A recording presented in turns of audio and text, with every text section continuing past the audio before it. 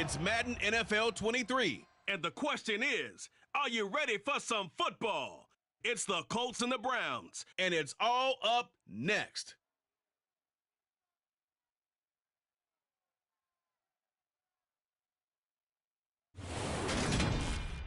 First opened in 1999. There's a good look at First Energy Stadium here in Cleveland, Ohio. Today, it's the opener of a new NFL season between the Indianapolis Colts and the Cleveland Browns.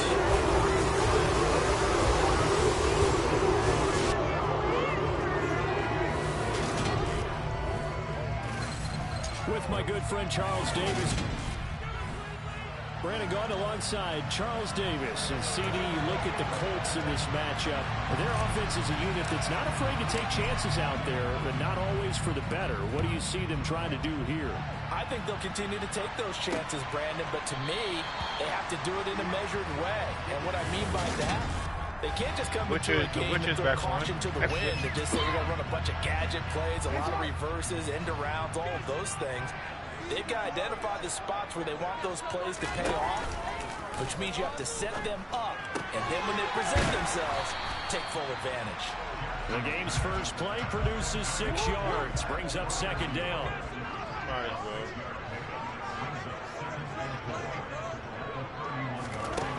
Jackson. That's complete. It's Chris Godwin. That one a first down pickup of 8.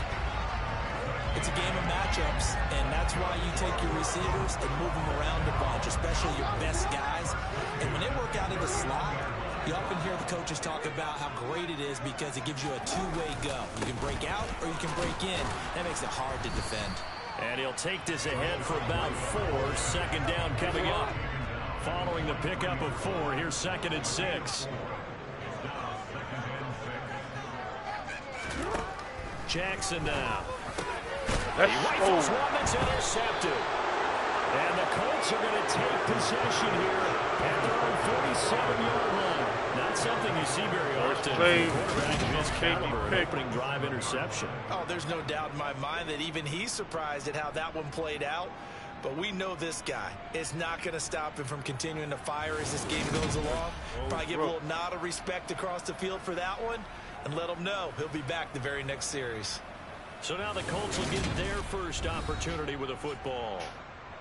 And they will be led out by a young man making his first NFL start. I tell you what, when he's on schedule for that week, secondaries take notice because you've got to stay alert back there on every snap. A truly powerful arm, one that's capable of challenging any level of the defense on any given play. That's why so many scouts preach arm talent while preparing for the NFL draft.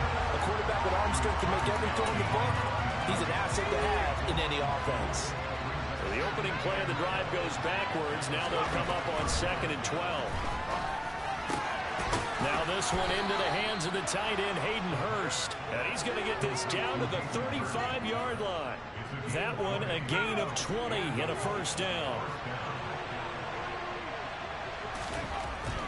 Looking to throw. And incomplete, he dropped it. Maybe a rookie mistake there. Second down.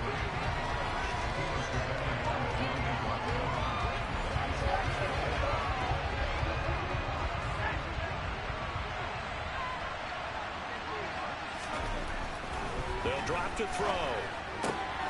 And that is caught. It's Davis. And they're going to have another first down as he's going to be tackled at the Browns' 20-yard line. Another good reception there. The Colts on the march. A first red zone opportunity of the new year here as they come up now 1st and 10. A give up the middle to Gibson. This will be a 5-yard pickup as they move it from the 20 to the 15. A quick burst there, and he nicely bit off a pretty decent game. 2nd and 5. Looking middle, and that's complete. And the Colts are going to have a 1st and goal coming up as the tackle made at the 3-yard line. This is shaping up to be a really nice-looking drive to get the season underway here. And how long do you think that they actually have been plotting this drive? Yeah, I wasn't hating the staff, right? They've been thinking about this. We got so many guards. We got to be executing it even better than what they expected. And they'll be driven back here, losing yardage to the 10-yard line. And that's a loss of 7 on the first down play. Moved back to the 10. They'll try on 2nd and goal here. They'll set up to throw. And he's got it. That was the 8th play of the drive, so a somewhat fitting pickup of 8 yards. Maybe the first big test of the season here on both sides. This is 3rd and goal. They'll set up a throw. And that is caught. Touchdown, Indianapolis. A great play there with his first career NFL touchdown. And the Colts are on the board here first in the season opener. Point after, get out. Down the middle. Out. That makes the score 7-0. Those are the drives that prove a lot. You got a rookie quarterback charge. You're on the road, takes him down, throws the touchdown pass. And in a game like this, with, as you described, a rookie quarterback, the team usually says, okay, we got to take care of this guy. We got to protect it. But when he goes out and plays like this on the first drive on the road, he doesn't have to say, I'm here to be your leader.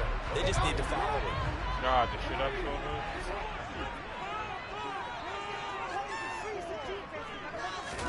Try to shake off the interception. He'll look to throw. And he'll let this go deep for Bourne. This is caught inside the 15. And all the way in. Touchdown, Cleveland. I don't think you can get any more efficient or tidy, whatever word you want to use in that. And one play, 75 yards in zone. Yeah, efficient, tidy, excellent words. How about explosive? 75 yards, one play. That means everyone handled their assignment, doesn't it? Doesn't just mean that the defense broke down. They really executed the way that was drawn up on the whiteboard. Big-time play, big-time result. Lutz with the extra point, and we are tied at 7. One of the shortest drives you'll ever see. One play, 75 yards, 6 points. So all even at 7 boy, now gotta as watch they the kick coverage, it away. young boy. And that one will bounce out of the back of the end zone, so we will start here at the 25. Second drive coming up here for the Indianapolis Colts. They were successful last time finding the end zone on their opening drive of the season. And they'll get another shot here with a 1st and 10. And he's going to take this ahead for right around 3 yards, but no more than that. 2nd down. The last run got 3. Now here's 2nd and 7. Meanwhile, the throw here is complete. And he gets this up across the 35 before he's out of bounds. Rookie to rookie on the hookup there, and it's a 1st down. A nice completion there for the 1st down. And Charles, you think about the quarterbacks of recent vintage that have been thrust into action week 1. It's no guarantee of future success, but we sure have seen some good ones. We certainly have, partner. How about Joe Burrow with the Bengals in 2020? He was excellent. Kyler Murray with the Cardinals. The best part about his game has his team run the brink of the playoffs. And Deshaun Watson has won division titles after having started from day 1. Handoff running left is Gibson. And he's able to take it across midfield before going out of bounds. 6 yards to pick up, and that's a 1st down.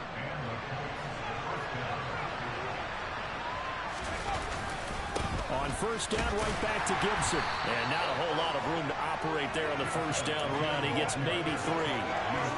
Well, they didn't get a whole lot out of that one, but I think you got to continue to try and run it and try and keep the defense honest. You mean, or also just sit back, dare you to throw it on every down? Yeah, you get your quarterback hit a lot that way, too. On 2nd down, a run with Gibson. And he's going to take this down close to a 1st down at the Browns' 39. Play number 7 coming on this drive. It's 3rd and inches. They'll run with Gibson. And they will touch him down, but not before he gets the 1st. Give him 2 on the play there. And it's good enough for an Indianapolis 1st down. These two teams all tied after 1. Start of the 2nd quarter, and it's the Colts in possession. Line of scrimmage, the 37 on 1st and 10.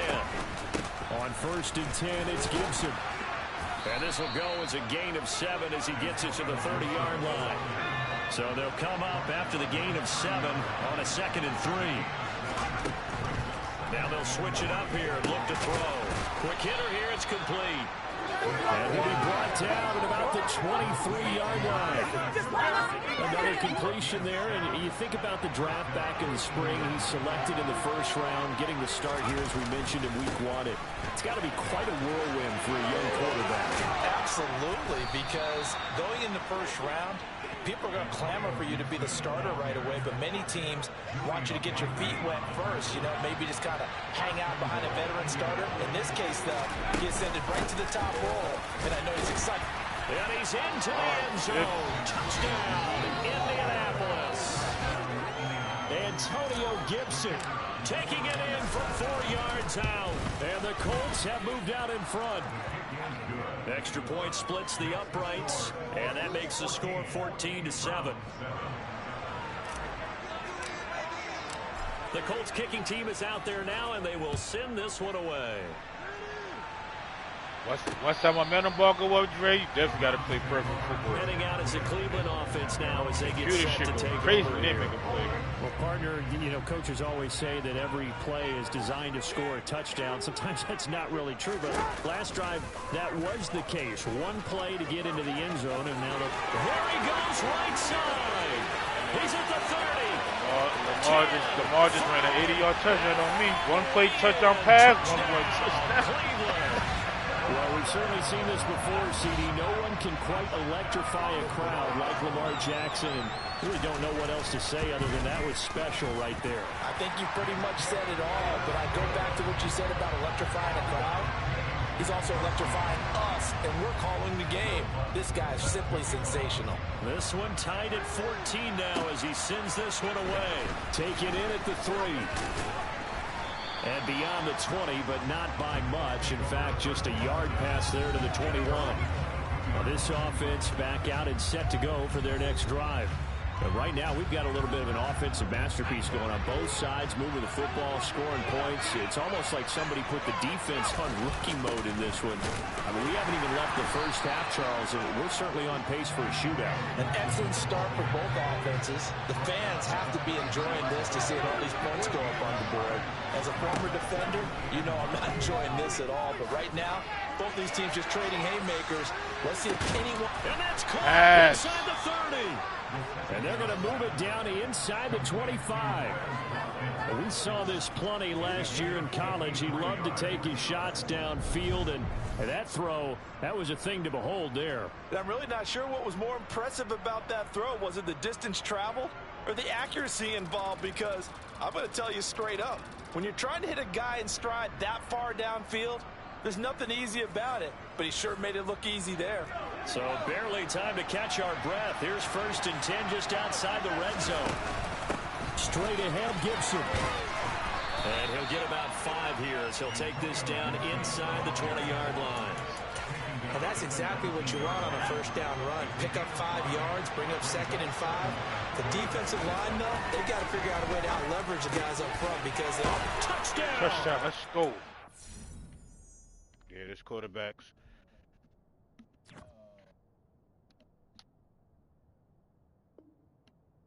Yeah, this quarterback's legit. Yeah. And Hurst from 19 yards away. And the Colts have broken our tie as they take the lead.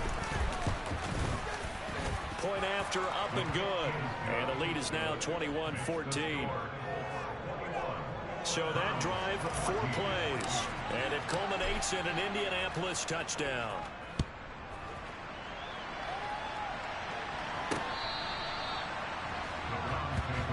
Ready to take over again on offense. Out comes Cleveland.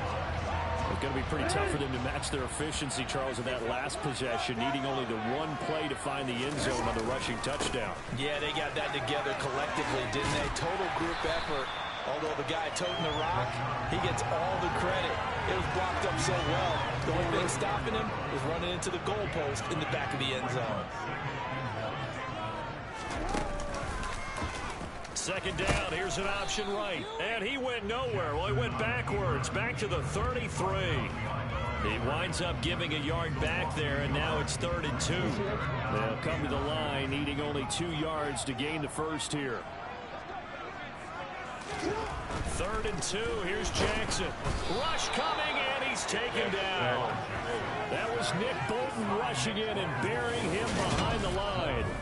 So this has been a lot like a tennis match, hasn't it? Back and forth. Both of these offenses having their way so far. So maybe the question isn't who's going to score the most points in this game. Maybe it's who's going to get some stops. Yeah, absolutely. And that sack, finally a first step in the right direction for a stop. Fourth down, so on is the punter, Riley Dixon.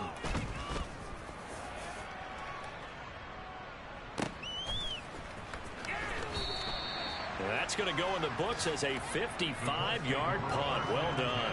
And the Colts will go on offense here, 1st and 10. Here comes the Indianapolis offense now as they get set to take over. Right now, everything they touch turns to gold. This is their 4th possession.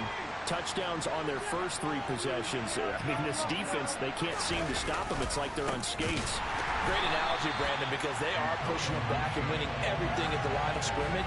They've just been laying down tracks towards the opposite end zone. So to themselves, all they're saying is, if we don't make a mistake, there's no way they can stop us. 2nd and 11. And bringing it in, it's Davis. And way up past the 35 before he's taken down.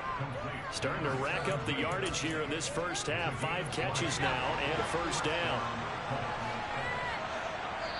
2 minutes remaining in this first half of football. A reminder, coming up in a couple of minutes' time, we'll pay a visit to Jonathan Coachman, the coach in our EA Sports studios. They'll have a look back at the next-gen stats from this first half of action. And unable to get downhill there as he'll take this up to about the 37.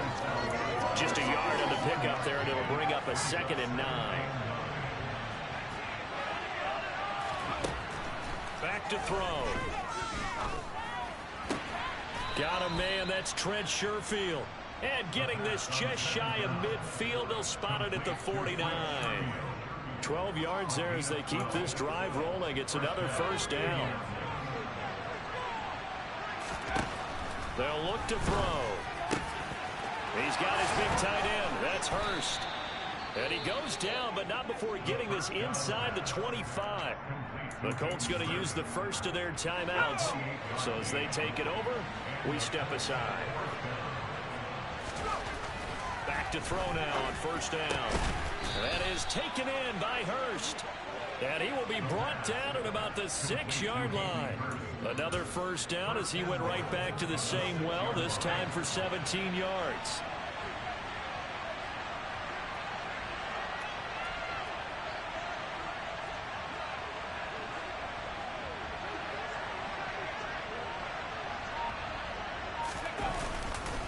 They'll run with Gibson.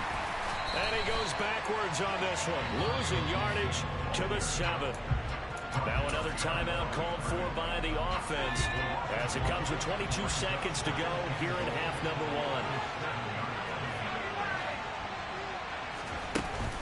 1. One more time with Gibson.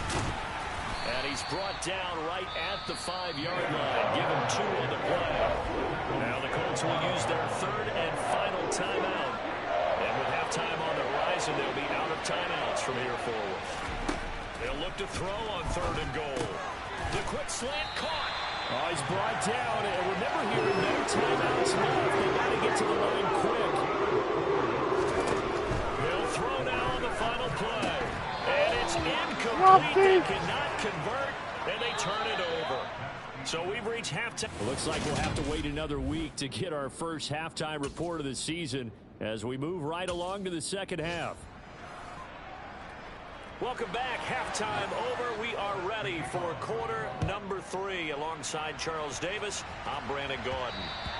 And that one will bounce out of the back of the end zone, so we will start here at the 25. Out come the Colts. They'll have it first here to start quarter number 3. Second half starts with a run by Gibson. He'll be dropped after a gain of about 6 across the 30 to the 31.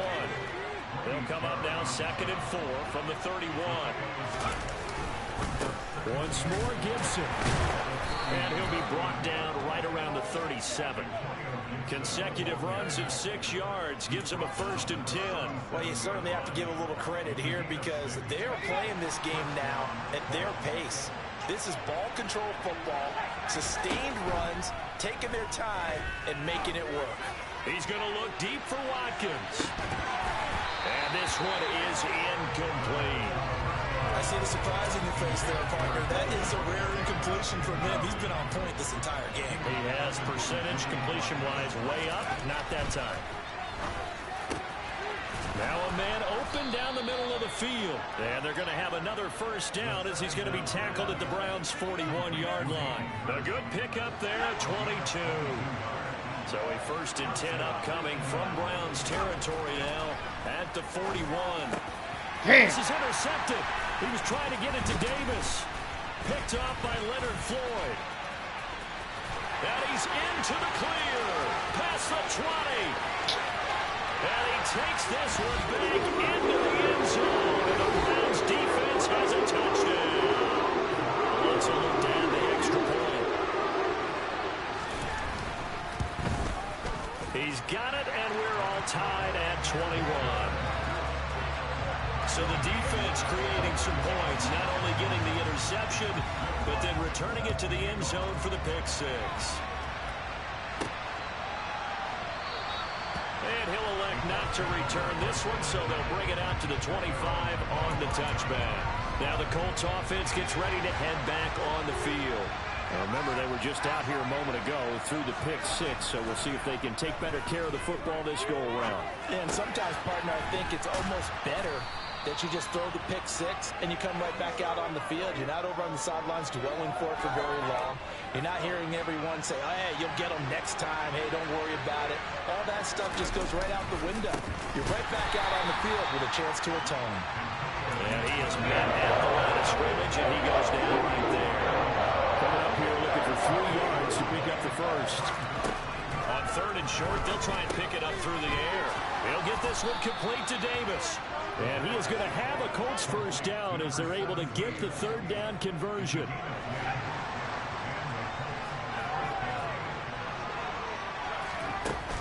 On play action, they'll throw.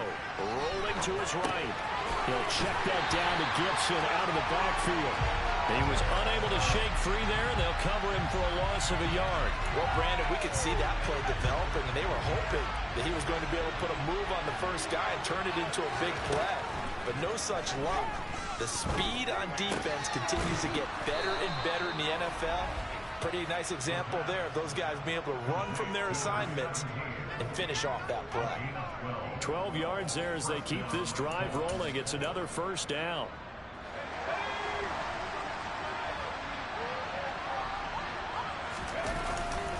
They'll try the left side with Gibson. And they go backwards here, losing yardage back at the 48-yard line. Officially, it's a 1-yard loss. That's going to bring up 2nd and 11. Back to throw here. And this is caught by Watkins. And he'll go out of bounds right around the 40. So they'll get 8 out of that completion. And this will wind up being a 3rd and 3. He'll look to throw. And he's got Hurst, his tight end. And they're going to have another first down as he's going to be tackled at the Browns' 29-yard line. Another good reception there. The Colts on the march. Now on first down, he'll drop to throw it. And the timing a bit off that time as that one falls to the ground. And not a common sight, at least on this drive. A momentary setback, though, for this passing game that has been moving well this series. Good thing for them, though. Still 2 more downs to connect and try and pick up another first down. And they will eventually get him down, but he's inside the 5 all the way to the 3. A good pickup there, 26 yards. And I'll tell you what, this offense is playing a little bit of keep away right now. They've come out here in the 3rd quarter, possessed the ball for quite a while, and they keep on converting. Nice pitching. Touchdown, Colts! From 3 yards out as they have taken the lead. And remember, partner, that's a rookie quarterback back there. Apparently, he's getting the hang of his NFL thing pretty quickly. Had 3 touchdown passes. You're right, he looks comfortable. What are they doing? Anything in particular? Well, they keep talking about making sure they're giving him plays that fit his talents and also maybe shrinking the playbook a little bit. They did tell us that. Bottom line, he's really good. And he'll just take a seat, and the drive will begin at the 25-yard line. Cleveland offense making their way out. And here we are almost through 3 quarters of play, and this passing game still has not really found any kind of rhythm. Put it mildly, because they're not even over 100 yards yet. And in today's NFL, where it's a pass-first league, that is quite surprising. Not many teams patient enough to stick with the run. Everybody wants to advance the ball through the air. They've got to get their timing back.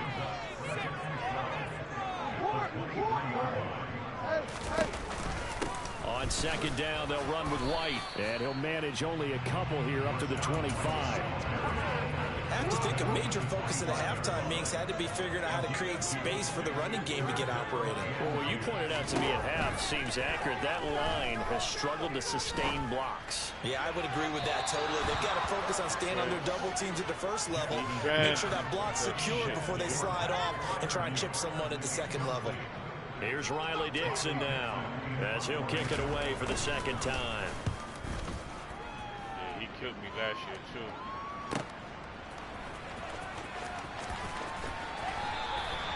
So a change of possession here on the punt. And out will come the offense as they take over. And now Indianapolis set to take the field. The football changing hands here as this offense takes the field. Charles, they'd be fine with more of the same on this upcoming drive. Last time out, they found the end zone for 6.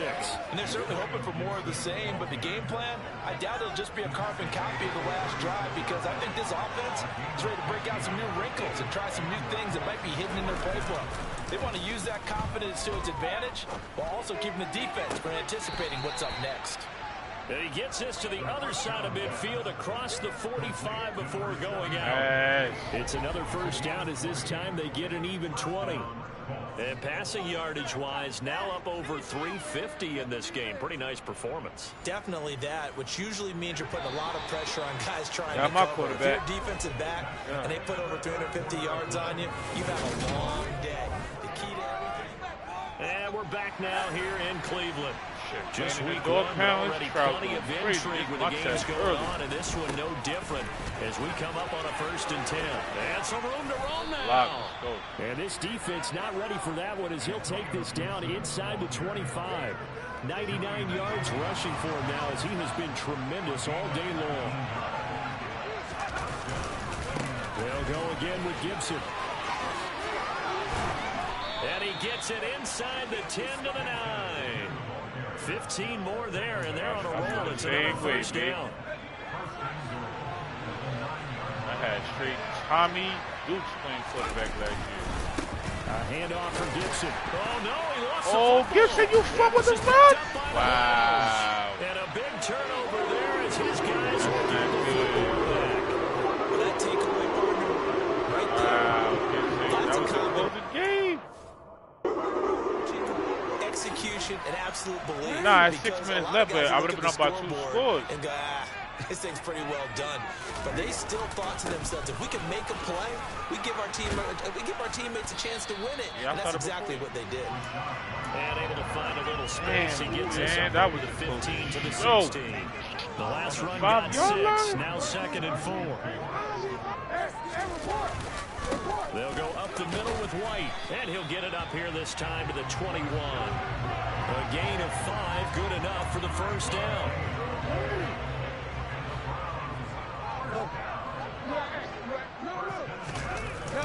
They run straight ahead here with White. And he is met quickly in the backfield. Down he goes, folded like a lawn chair.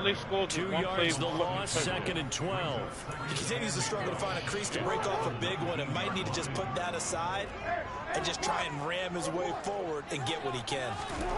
On 2nd and 12, Jackson. That's 2 picks, rookie. Let's go. Take this back. Let's go, Hal. Ah! And the Colts are going to take possession. Did you right, Hal? Right. I think this was going to ride very simply because he overestimated his arm strength and his ability to fit it anywhere he wants to. A lot of quarterbacks do that and often pay the price. The Colts offensive unit ready to see what they can do here. Another important fourth quarter series coming up. That last INT helping to maintain their slim advantage. And for one of the few times here today, this run's not going to go anywhere. So after the run for no gain, here's 2nd and 10. He'll drop to throw. He'll hit Watkins on the crossing route. And he gets it inside the 10 to the 9. He's up to 88 yards receiving in the ball game now, and he's got a first down.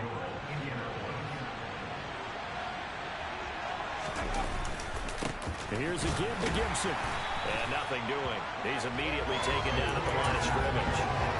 They'll say no gain on the play, and it'll be 2nd and goal.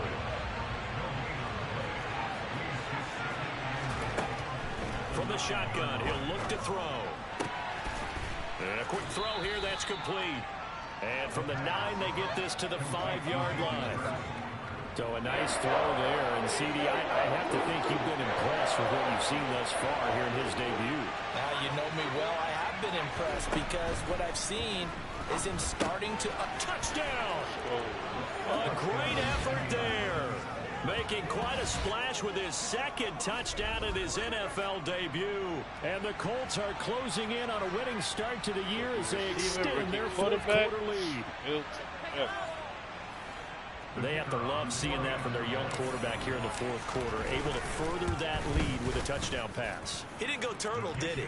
And you know what I mean by that. I had an old coach used to say all the time, hey, when we have a lead late, don't just tuck in and try and ride it out. Go out and play and extend the lead. And that's what he did. The Colts kicking team is out there now, and they will send this one away. All right, Lamar, what you going to do? Now this offense comes back out onto the field. So now, Charles, this drive maybe a touch more important, trying to erase the memory of that interception they had the last time out. Yeah, and everyone goes through this because even the best in the game, you're going to have games where it just doesn't go right for you, and interceptions result. So, frankly, to me, it's all about how you respond, not just the types of plays that you call, but how you carry yourself, how you show your team that you're still with it, and how you continue to lead. Let's go, Sawyer. I said put the nickel defense. Get away, and he'll go down. They'll wind up losing 8 on the sack there, and it's 2nd down. Throwing on 2nd and long. Jackson. I know all my rookies is fucking performing today. Here, but to throw it away. An incomplete pass on that last play, and that means they'll need to come up with something here on 3rd down. 8 niggas is starting. Now it's Jackson. Finding Bourne here. And fumble. Football. Come on. They going for it? And the defense not able to get it. From a defensive perspective, what's that moment like when you realize the ball is loose? It is a moment where all concentration goes right to the football. This is something you've talked about in all your preparation for the game. And you probably talked about since training camp. Knock the ball free, take it away from the other team, and now you have that chance. It's a little bit of deflation when they end up recovering it. They knocked it free, but couldn't take it away. The Colts going to use the first of their timeouts. That'll leave them with 2 remaining. We'll be back after this. Here we go. It's Jackson on 4th down. He's got his man. It's Kendrick Bourne. And they work this well upfield across the 45. First down now, but that clock rolling. Meanwhile, Jackson's throw completes a Freiermuth. And he's able to take it across midfield before going out of bounds. They'll wind up getting 7 on the play, and it's 2nd down.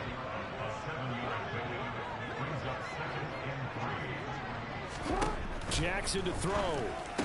Oh, we got horn. That's and that should do it. Picked picked off by J.C. Horn. And the Colts will take over possession here up at the 44. But with the points that we've seen scored, neither defense has been at their best, but these guys, they've been a little bit better, Charles, and a nice interception there. All he had was 2 big plays in the first quarter. Let's face it, it's not always how you start, it's how you finish, right? So maybe you have a rough game all the way along, but if you make a big play like that at the right time, it can make everything turn out just okay. Now the Browns will use the first of their 3 timeouts as they'll head to the sideline and talk over what to do next. Gibson again. And a pretty good burst right there as he'll take this down to the 33. Now a second timeout called for by the defense. Parsons, I never had Parsons yet, yo. There after giving up the first down. Here's Gibson.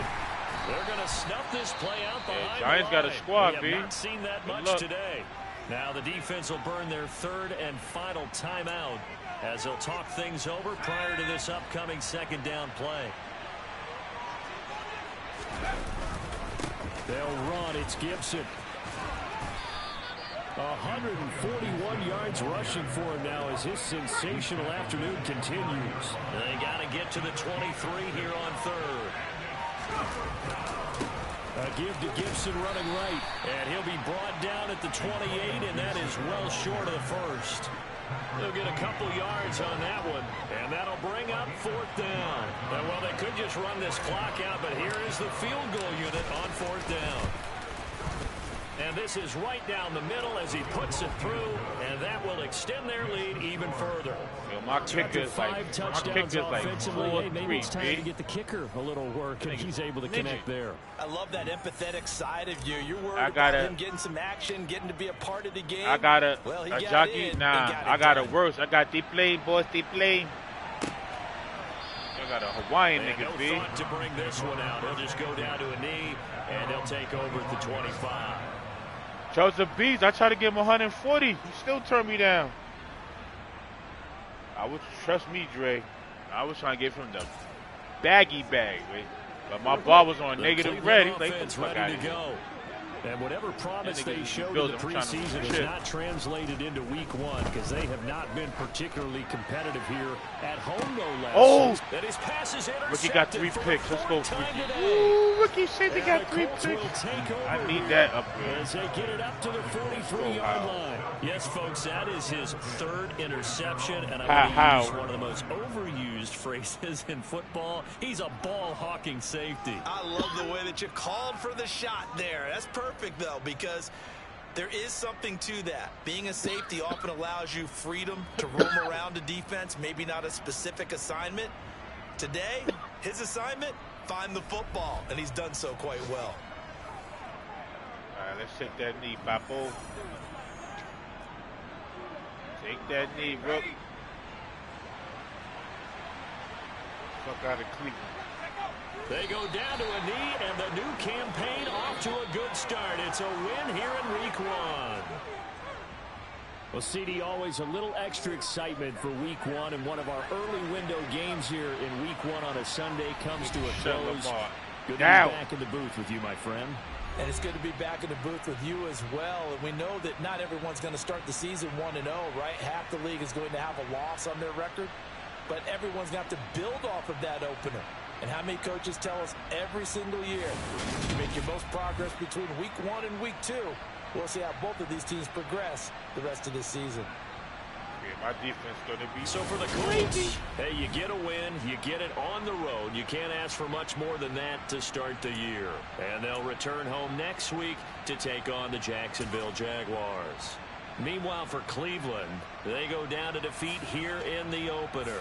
And they'll be on the road next week for a matchup with the Baltimore Ravens.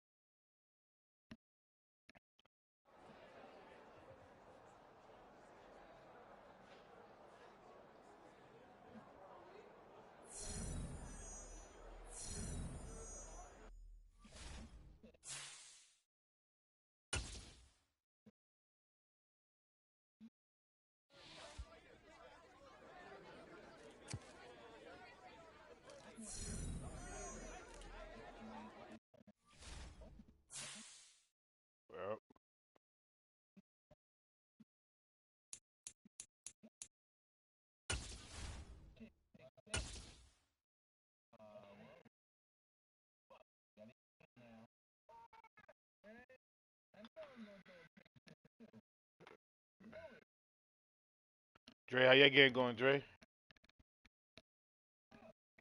Good game? Someone is at the front door. Yeah, I just finished mine. I won. My rookies balled out.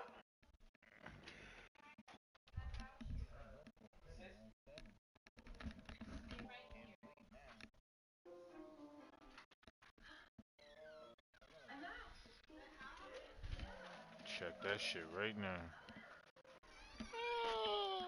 Yo, she chased. I told you she chased after the postal lady. The postal lady jumped in. The postal lady jumped in her truck and slammed the door. Like barking?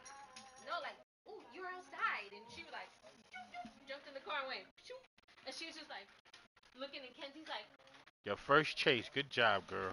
you don't chase the male people. That's in their blood. No. Try to fry. Try one. You all right, you can leave with them. Gay serving Marcus's plate.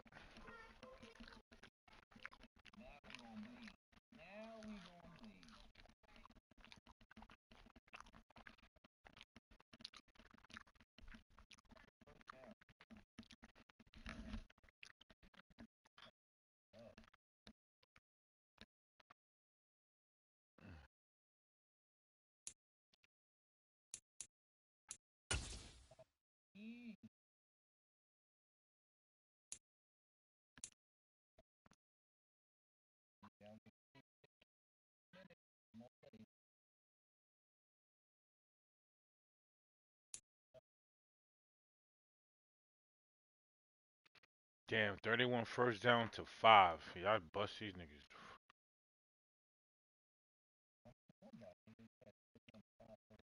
31-28. Only because Lamar had a Lamar 38-21. 38-21. Because Lamar threw a one play touchdown and ran for a 90-yard run. So he had two big plays and that was it. After that it was straight drop kick.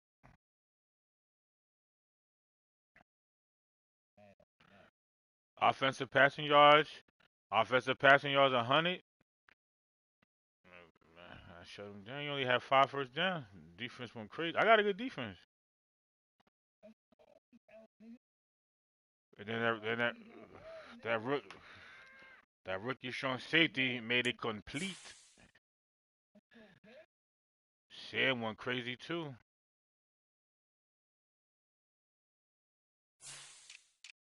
Oh yeah.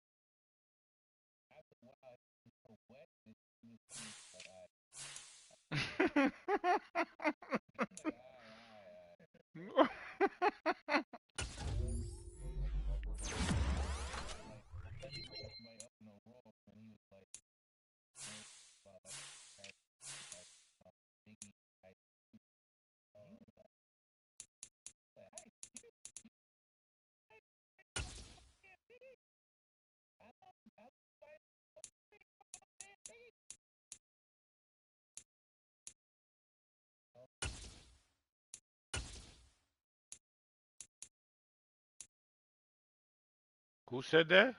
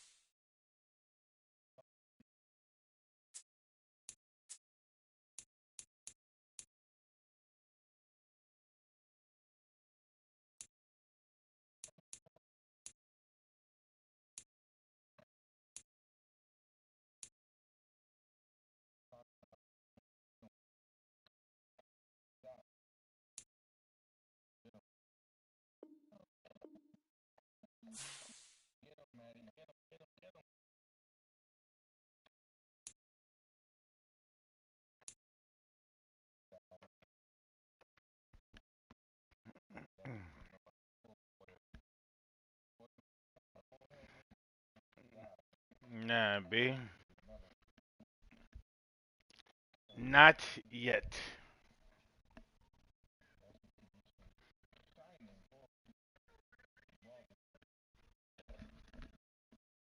Did you really watching why they eat? Yeah. Wow. What they miss?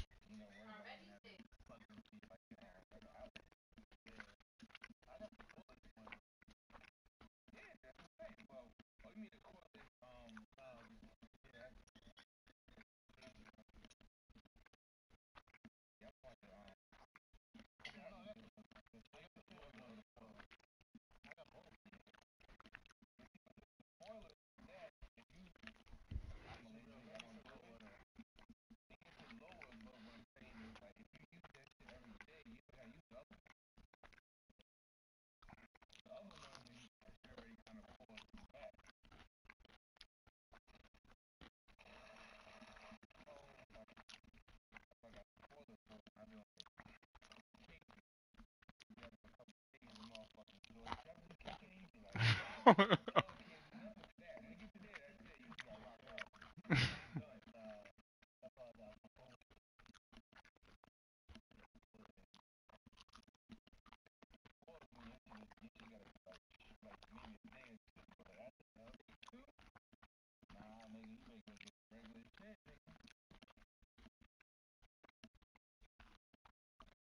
or a hat.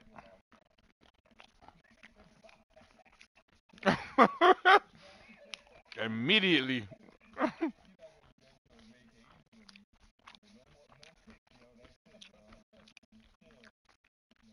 I'd rather give me a hat, but these gonna be snapping. Mm-mm. You know you're still looking like George Jefferson too, man. Even a way to like, yeah.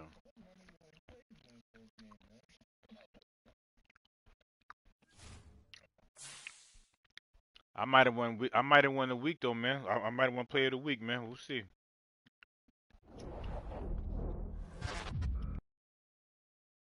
Yep, I did, but not with. Yep, know how I won it.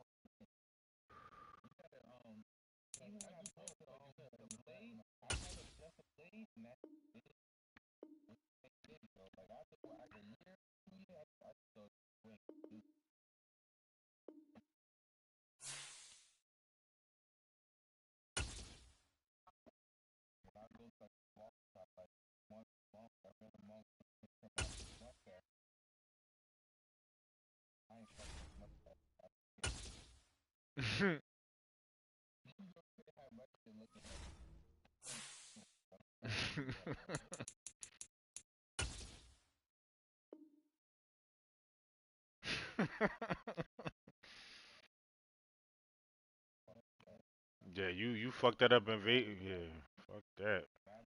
You fucked that shit up on vacay. You definitely can't go out with no pictures.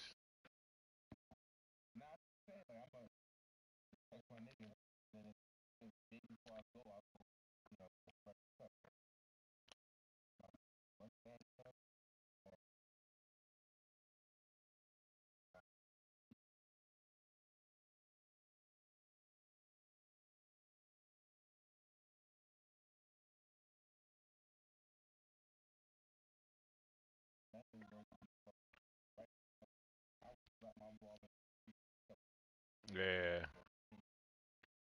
yeah, yeah. That shit look like Charlie. Yeah, that's not a good look. Yo, when you see him, call me.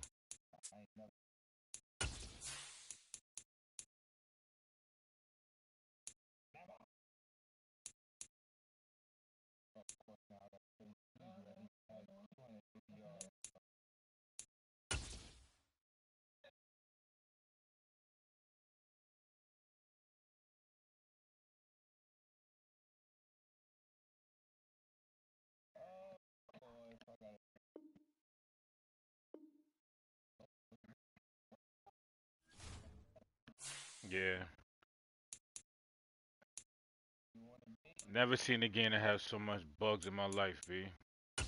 That shit is embarrassing, yo. And don't fix it.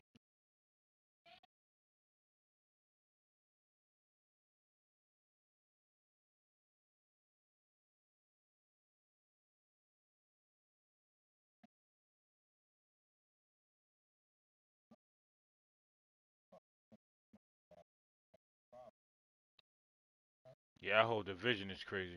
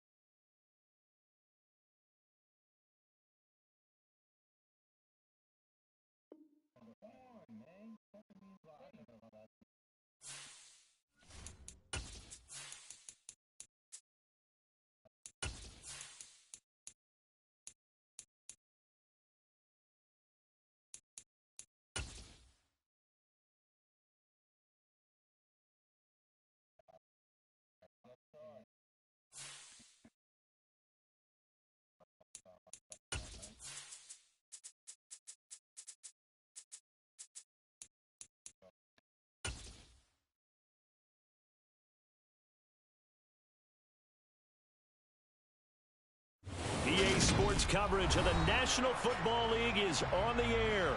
Today, after a crazy opening weekend, it's on to week 2, and we've got a good one here between the Jacksonville Jaguars and the Indianapolis Colts.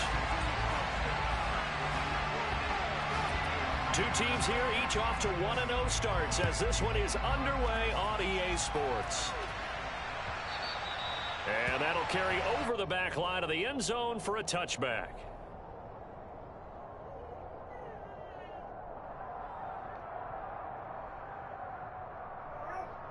Great.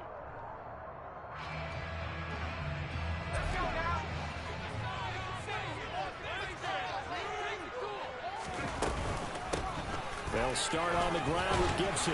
And this will leave him a yard short. Nice pickup of 9 yards on first down. This running game's so important for them, and they know that. It helped lead him to a victory last week when he was over 100 yards. Let's face it, it's their identity, and that's what they want to play to. They want to be that team that runs the ball really well each and every week, and right now we're seeing a pretty good pattern of that happening. Maybe a good spot to take a shot. Here's 2nd and a yard from the 34. A handoff running left is Gibson. And this time not as successful as he'll get back to the line of scrimmage and no more. No gain on the play, and now they're faced with a 3rd and 1. Well, this defense for the Jags, terrific last week in the season opening victory. And no matter what's done throughout a ball game, it always comes back to blocking and tackling. That's the essence of football. But I think it's hard for people to understand just how difficult it is to tackle, especially open field. Very few missed tackles on tape that I saw last game. This team does a nice job of getting their opponents on the ground. So from the 36 now, 1st and 10. Now they'll switch it up here and look to throw. On the slant, he's got Davis. That'll go for a gain of 7, and it'll be 2nd down. The Colts are 1-0 on the year following the win in Week 1, and they were able to get that road victory in the opener, and now they look to get to 2-0 in front of the home crowd. And look, any road win in the NFL, that's huge. But when you do it Week 1, that gets your point in the right direction and sends notice to the rest of the league that you mean business. They'll let this go for the end zone. Yo, I'm hitting triangle. Why don't they jump? Picked up by Aaron Stokes. And the Party, Jaguars yo. are going to get the football here as the ball will come out to the 20. Yo, I'm hitting. They just looking at it. I'm like, yo, jump. A carry by Taylor to start the drive. And he will lose yardage on the play. Back at his own 19-yard line. I don't know, quarterback. They'll lose a yard there, and it's 2nd and 11.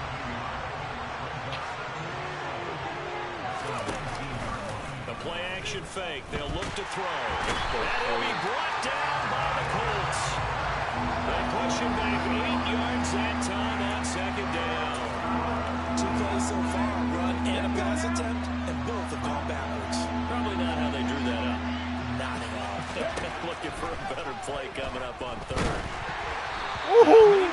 pass that should have been intercepted, but it winds up falling incomplete.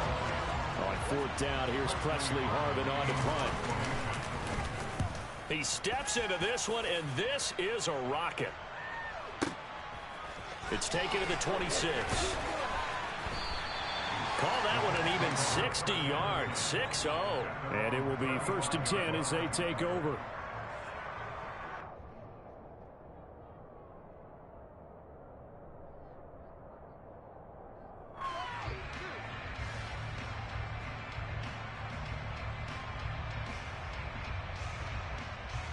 The Indy offense at the line and set to go. And their opening drive, that ended with the interception. Fortunate, though, it didn't lead to points. It didn't lead to points, and because they kind of got away with one, maybe you come back and throw something similar again to show that you're not afraid, that you're not going to back down, and take your shot. Let the defense know that you're going to be there all game long. Here's a 2nd and 7. Nowhere to go here. He lost the football. And did the Jaguars come up with it? They did. And they put it on the ground here on the 2nd drive. And, of course, Charles, that follows drive number 1 where they have the INT. Makes you wonder what's going on with this team because a lot of times we can attribute it to nerves, but maybe I'll take that. And now this is intercepted. My goodness. And the Colts are going to take over once again with a football at their own 20-yard line. That, Charles, the first interception he's thrown here in year number 2. And I know it's just the first one, but didn't it feel like what we saw from him last year, where he was plagued by this type of a play?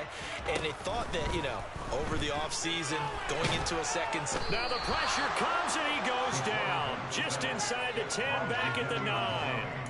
Sacked there by Jadeveon Clowney. That's a pretty darn good start to his season, huh? A sack in the opener, adds a second one here. That tells you about his offseason. He came in determined to have a big year, and it's paying off. On 2nd down, a run with Gibson. And they're able to bring him down at the 20. It's a pickup of 12, and that'll set up a 3rd down. That's a really nice job by them picking up the run blitz and detecting it and blocking it and turning it into a nice run. And a lot of times you think if you blitz a running play, you're going to smother it. But a lot of the blitzers, they come in a little bit high. They don't have great leverage, and they're easily blocked.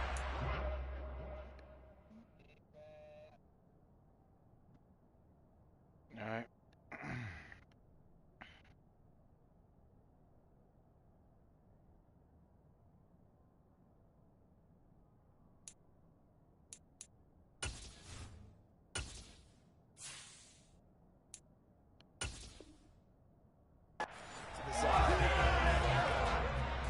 So from the 36 now, 1st and 10. Straight ahead, Gibson. And he stopped immediately there. No gain on the play. It'll be 2nd down. As usual, the hallmark of a good run defense, linebackers making plays near the line of scrimmage. Absolutely nowhere to run there. Now he'll look to throw here on 2nd and 10. And this one incomplete. Threw it down at the feet of his receiver. Maybe a little over-anxious in the pocket there. He just didn't look comfortable on that throw. No, he didn't, because it wasn't his normal fluid delivery. And I think he might have had it right. He wasn't really confident with what he saw downfield and almost felt like he wanted to pull that one back.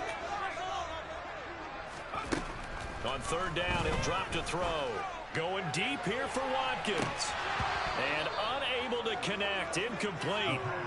Give him credit. They took their shot, but it's going to bring up 4th down. I knew that shit was man blitz. Coming from Braden Mann.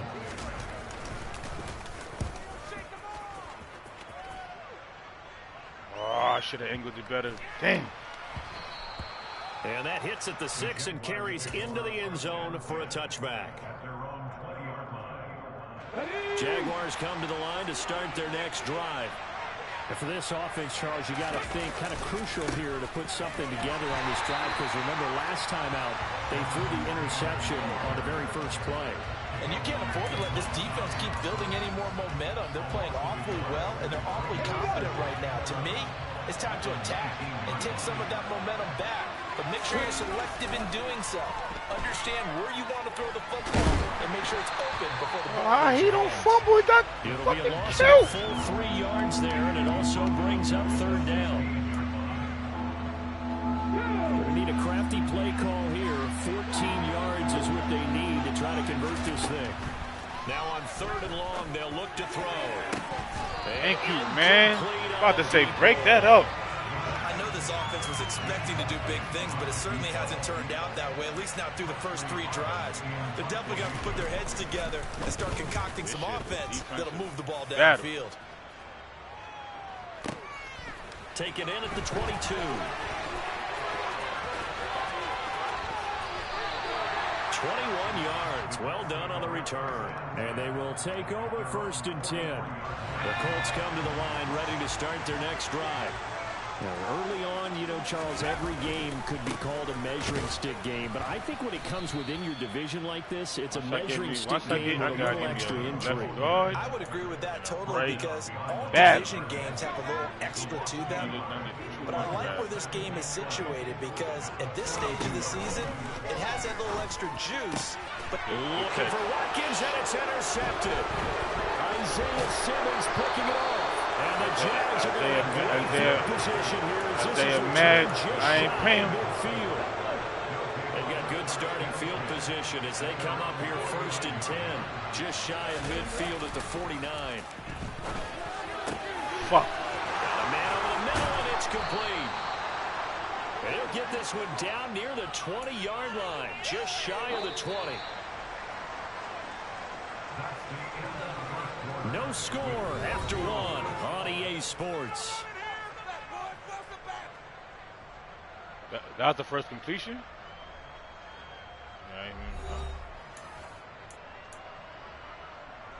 This offense finding its legs now. Here's another 1st and 10. He'll look to throw. Oh, he tries to force it in, and it's intercepted. Sauce Gardner picks it off, and the Colts are going to take possession here at their own 3-yard line. I disguised that shit. They'll come out with a 3 tight end look on the first play of the drive. Yeah, I disguised that, Dre. They'll start this drive out on the ground, and he's going to be taken down shy of the 5-yard line. Tackled by the corner, C.J. Henderson. The run only got a yard. Here's 2nd and 9. From deep in their own territory, they look to throw. Looking right side, and that's complete to Watkins. And able to get it across the 10 to the 15. They needed some breathing room. He gave it to him. 11 yards and a 1st down.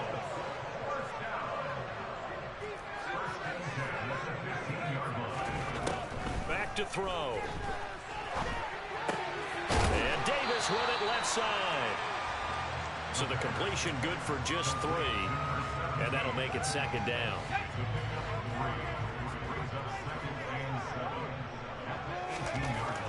They'll set up a throw.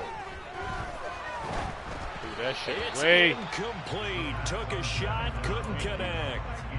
I tell you, Brandon, this defense is playing with some confidence. Haven't allowed a point yet. Flying to the football. I'm telling you, it's almost 11 to the ball on every snap. Another nice job there to force an incompletion. The Colts going to use the first of their timeouts. They'll have 2 remaining as we step aside here in this 2nd quarter. The Colts on 3rd down. They've been okay. 2 for 3 thus far. This is 3rd and 7. Oh, good catch. How he jumped that high? Get the fuck out of here. Isaiah Simmons picking it off. And the How low did he throw it? Of the football. Certainly not what he was hoping for, Charles. That's now 3 interceptions in this ball game. But there's a lot of knowledge I was going to the 3rd tight end. Throw an interception if you do things the right way. And hasn't there been a pretty darn good quarterback along the way who threw a lot of interceptions early, learned from them, and became great later? Who would that be? That'd be one Peyton Manning through 28 his rookie year. That's the NFL record.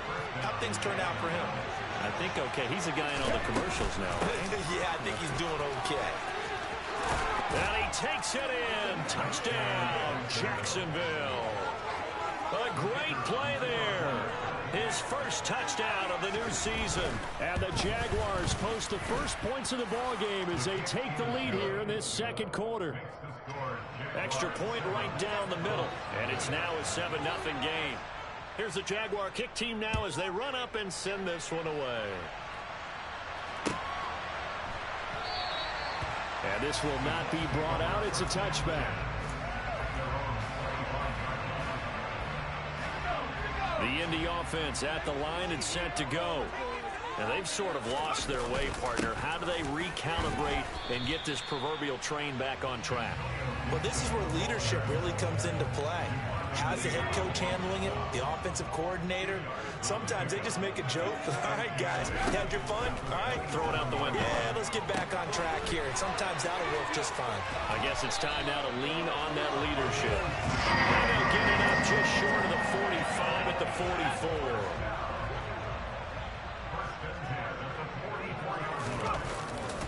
On 1st and 10, it's Gibson. They give him 4 yards there. It'll be 2nd and 6. It's interesting going into this game. There was so much talk from both sides about who would control the line of scrimmage.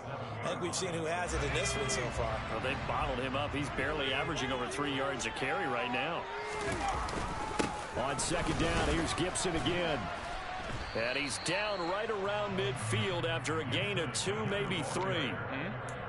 Brandon, we talk all the time about those hybrid players, guys who can do more than one thing. And I think if you're playing strong safety in the NFL today, you are a true hybrid. Part linebacker, part cover guy. And coming up, sticking his nose in the mess there and making a nice play defensively. And I don't think he got there, no. He's short by maybe a foot, maybe. Caught it 4th and inches. Oh, it's time to give a little credit there to the defense. They played that very well because it was a drag route, and he ran a little shallower than normal as he worked straight across the field. He was hoping he'd get lost behind the defensive line, but once he made the catch, nowhere to turn upfield to gain any yardage. And he's going to be out of bounds, but not before he takes it inside the 40. A gutsy call. Turns out to be a good one, though. 1st down on a pickup of 11. On 1st down, right back to Gibson. Nothing doing. Barely able to muster a yard to hit the 35. Well, sometimes you just have to give credit to the defense. Great job there at the point of attack, holding up. They won their battles at the line of scrimmage, left him no space to try and run. A really nice job swarming to the ball carrier. Now a throw here, hold in. And he'll cross over out of bounds right at the 25. Rookie to rookie on the hook up there, and it's a 1st down. Give up the middle to Gibson. My line ain't dead yet. I ain't got no line yet. Back at the 27. That's the next thing in the draft. 2nd quarter action with 1:59 remaining. I don't got a line. I'll let you know. Misstep on that last play because the drive has been strong. But now it's 2nd and 12. You know I'm gonna let you know. They're gonna look to throw. All right. He's got his big tight end. That's Hurst. And he'll be out of bounds as he gets this down to about the 21 or 22. Yeah, I mean, it's under 2. Don't worry about what I yo. 6 don't yards start here. that. They hope to move the chains. Don't get me started, Jack. All right. Here we go, then. I don't even know what that means. Great coverage downfield. More than one. Here we go with this editing shit. Here we go. 5 on the sack. Frank Reich here on 4th down is ready to try for 3. I guess that's what 10 straight. I might have missed talking. And this one is no good. He missed it. And this will stay at a 7-point game. 10 chips can do that, man. I feel you. 11 plays all told, but in the end, they come away with nothing. This is 2nd year in the league right now. We just started fresh. Let me build my team. Let me build my team. Don't start the yapping now. It was very quiet for 3 months, B. Like, let's chill out. Let's chill. It was 3 months, B. It's not all the time that the play caller should get all the credit. Relax, B. Sometimes I think in the huddle, the quarterback just says, hey, who's going to make a play for me? I just need something right here. It ain't straight. It's not straight yet. It ain't straight, period. The Jaguars going to go ahead and use their it's first not decent. timeout. You check yourself. As they get the stoppage with a little over what does it matter? What does it matter? When it's ready, I'll let you know. They'll look to throw now. Know that? 1st down. Oh, he's got a man wide open. Complete. I'm not fit. Now another timeout called for by the My team offense. is young. We building, As the man. clock stops here with 46 seconds remaining in the first half. Working with the lead, trying to get to 2-0. Here's 1st and 10. Running straight ahead, Taylor. And running room hard to come by here. He gets it down to the 8. Give him a couple on the carry there. 2nd and 8. That's a good play by the guys on the defensive side of the ball. Held him to a gain of 2. And that changes the playbook a little bit now for the guy calling plays. 2nd and 8. Nice. Touchdown, Jaguars. A great effort there. He scored on the ground and through the air. And the Jags will extend their lead in the final minute of the half. Point after, right down the middle. And that'll make the score 14-0. Out is the kickoff unit as they run up and send this one away.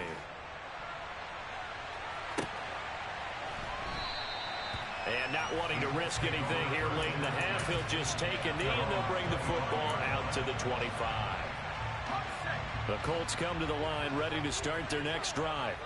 And with time quickly fading here in the second quarter, not sure how aggressively, offensively they want to play this. I think we'll find out just how much they trust their guys in this situation if they decide to take a shot.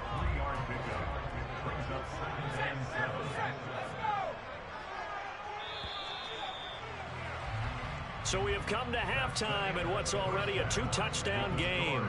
As we'll head down to Orlando, that's where we find our man Jonathan Coachman at our EA Sports Halftime Report. Coach.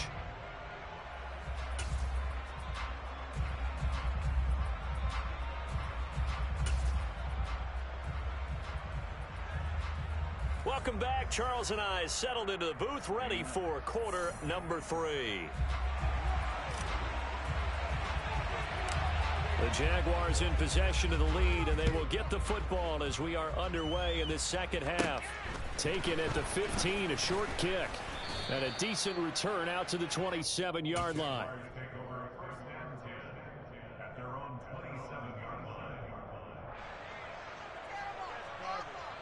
Jaguars come to the line to start their next drive. This offense set to begin the third quarter, and Charles, if they had a checklist of things they wanted to accomplish in the first half, certainly at the top of that list would be having the lead, and they've got that here. That's always the most important box to check, isn't it? But also, they've had some success in their passing game, so probably an empty box, establishing the run. They're on pace for fewer than 100 yards in this one, so now they want to make sure that they get that going, so they truly have a control in this ball game, and down the stretch, being able to be balanced, either throw it or run it, and try and win this ball game. Well, this offense really looking polished these first couple of weeks. Here's 1st and 10. Hands it off out of the gun. He'll get a nice chunk there on the first down run, and it's 2nd and 4. That play wasn't quite as big as the play that preceded it, but still, gotta like the way they're moving the football, partner. Absolutely. Pretty good room to run on that last play. Yeah, they didn't get a first down, but still, you'll take runs like that each and every time, won't you? A 2nd down pass play there, but it's incomplete. Partner, what we're seeing so far is a defense that's certainly coordinated. Both levels doing their jobs in tandem. The back helping the front helping the back. The pressure got home on that last play and forced him to try and throw it through contact and short of the sticks. On play action, they'll throw. And they're going to get this down inside the 20. And now we get into the psychology of the whole thing, because a lot of teams with a 2-score lead in the third quarter, they almost become defensive with their offense, just playing not to lose. I think with this team, you got to figure at this point, this is a great spot for them to go into attack mode, really try and put the hammer down and finish this one off. 1st and 10, Taylor now. And they'll work this down to the 15 for a pickup of 4. In the first half, he was held in check on the ground, but despite that lack of production, they still have the lead. Yeah, they've got to feel fortunate about that. If they could actually get production from their lead horse, that would help open up this offense and widen this margin, too. 2nd down, another run with Taylor. And this has been a familiar sight all afternoon as they stop him behind the line. He lost 4 there, and it's 3rd down. We're backed up here, tough spot, needing 11 yards to pick up the first. Out of the gun now on 3rd down. And that will be incomplete. Nice call by the defense there on 3rd down. Just flood the field with extra defensive backs in their dime package. Nowhere to go with the football. Forces the incompletion.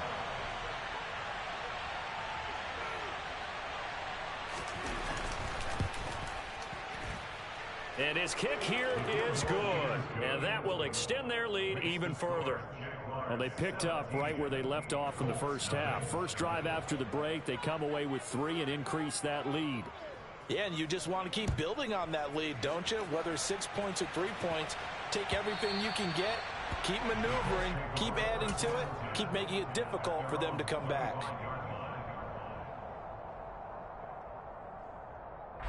The Indy offense at the line and set to go. Here's Gibson to start the drive. He think his 10 block work. And boy, this defense again really making things tough on him as they stop him for no gain. They've called his number a lot this afternoon. You wonder how much tread is left on those tires. We certainly do, but I always think back to one of my favorite coaches in the NFL. And he used to have a meeting with his running backs every year in the offseason and say, look, as many times as you're going to carry the ball, you should be able to carry it one more time, so make sure you get in shape. Second catch for him today, and it'll wind up a first down. Back to throw here. And his throw's going to be incomplete. Just what they need, a lecture from me, but subpar offense is what helped get them into this spot. And now they're continuing the trend with incompletions. That won't get them out of it if they don't change something soon. He'll try again with the arm here on second down. And the Jags get to him as down he goes. Brought down by multiple defenders, and it's a loss of 12. This offense in desperate need of a conversion as they come up on third down. From the shotgun, he'll look to throw. And it's incomplete. Took a shot, couldn't connect. I'm getting the sense that this offense is getting frustrated. Here we are into the third quarter, and they've had plenty of opportunities to get in sync. Thus far, that hasn't happened. They're looking for answers both on the sidelines and in the huddle looking at each other. Fielded just inside the 20. A big kick that time, 52 yards. And the Jaguars go on offense, first down and 10. Jaguars come to the line to start their next drive. And they split the uprights last time for 3. They've got the lead. They're not going to play this conservative. They're not hoping for another field goal. They're hoping for a touchdown. I'm with you on that one. I like where your head is. I like the way you're thinking because you're exactly right. Trying to sit on a lead and play that way, that doesn't work too well for most teams. Run your offense. Run what you do best. Exactly. Put it all the way down and try to increase your lead in a big way. And the best way to do it, touchdowns. 2 runs in a row, but only 2 yards to show for it. They'll be in search of 8 yards here as they hope to convert the first down. On third down, here's Taylor. And he'll be out of bounds across the 30-yard line. It'll be a gain of 5, and the punt team will now come out on fourth down. And the Jaguars send out their punter as he's on to kick it away. And this is away. It's a high kick, and he got all of it. He'll field this at the 5. They'll call that a punt of 59 yards. Tough to do better than that. And the Colts are going to take over, albeit deep in their own territory. The Colts come to the line ready to start their next drive. I kind of feel like they've reached a do-or-die point in this game, Charles. If they're going to try to pull off an impressive comeback, it has to start right here, right now. Yeah, now they've got a final chance to get out of this situation, but they also understand they've got to move the ball and move it fast. In addition, they need to save as much time so they can get 2 more possessions. Oh, not sure he saw the linebacker there as that's batted down and incomplete. After an incomplete pass on second down, that'll leave him trying to convert on 3rd and 9. They'll set up to throw. And his pass is intercepted for the 4th time today. It's Devin White, the linebacker. And the Jags are going to take possession of the football. Up the middle, here's Taylor. And he's brought down at the 24 after a gain of 4. Well, they're hoping that the second half is better for him than the first half. They've got to find a way to get him going. He's a big part of their offense. 2nd and 6. And his throw here's incomplete. And that's a nice job there because you've got to play the ball, not the man when in coverage. That'll keep you away from a lot of needless penalties. And he's able to knock that one away. give for Taylor running right side. And he'll be taken down near the 20 at the 21. Give him a couple on the run as it brings up a 4th down. Sometimes with the running game, you've just got to stick with it. Look, it's the 3rd quarter, no time to panic. But that also doesn't mean you just do it the same way you've been doing it the entire ball game. Maybe change up some blocking assignments or run a few different plays, but stay with the overall we building, B. running game. I'll tell you when I'm ready, man. Time to get another play in here as time has run out on this 3rd quarter. This is the National Football League on EA Sports. The kickoff unit is out on the field, and they will send this one away.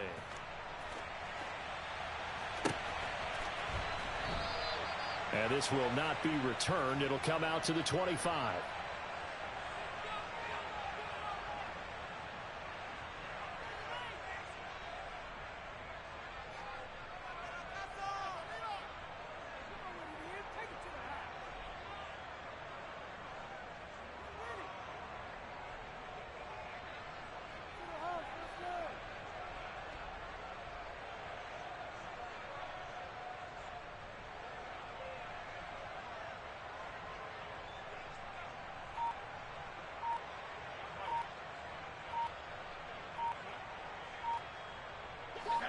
The Indy offense at the line and set to go.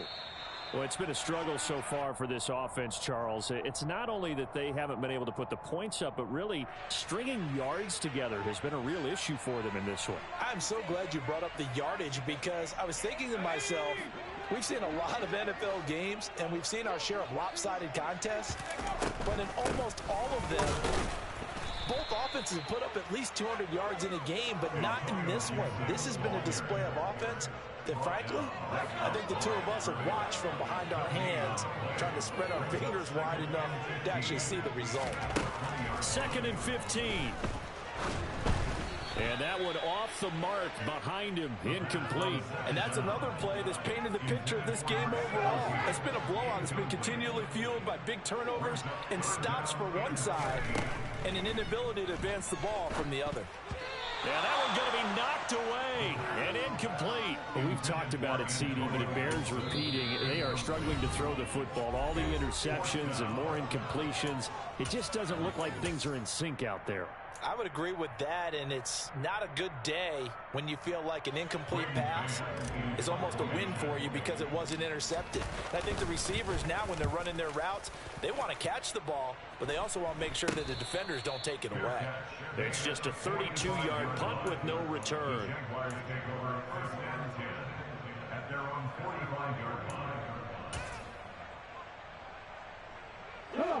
Jaguars come to the line to start their next drive. Well, the win for them at this point seems pretty assured. I mean, still a decent amount of time left here in the 4th quarter, Charles, but you got the football, you're up 3 scores. They have to be feeling really good about where they're at. I love your observation skills, partner, because I think you saw them charge onto the field fired up about another chance to get into the end zone. Looks to me like this group is ready to crush any hope left on the opposing sideline, and they want to do it with some gusto, too. Stopped in his tracks by Ahmad Gardner. The last run good for 2. Here's 2nd and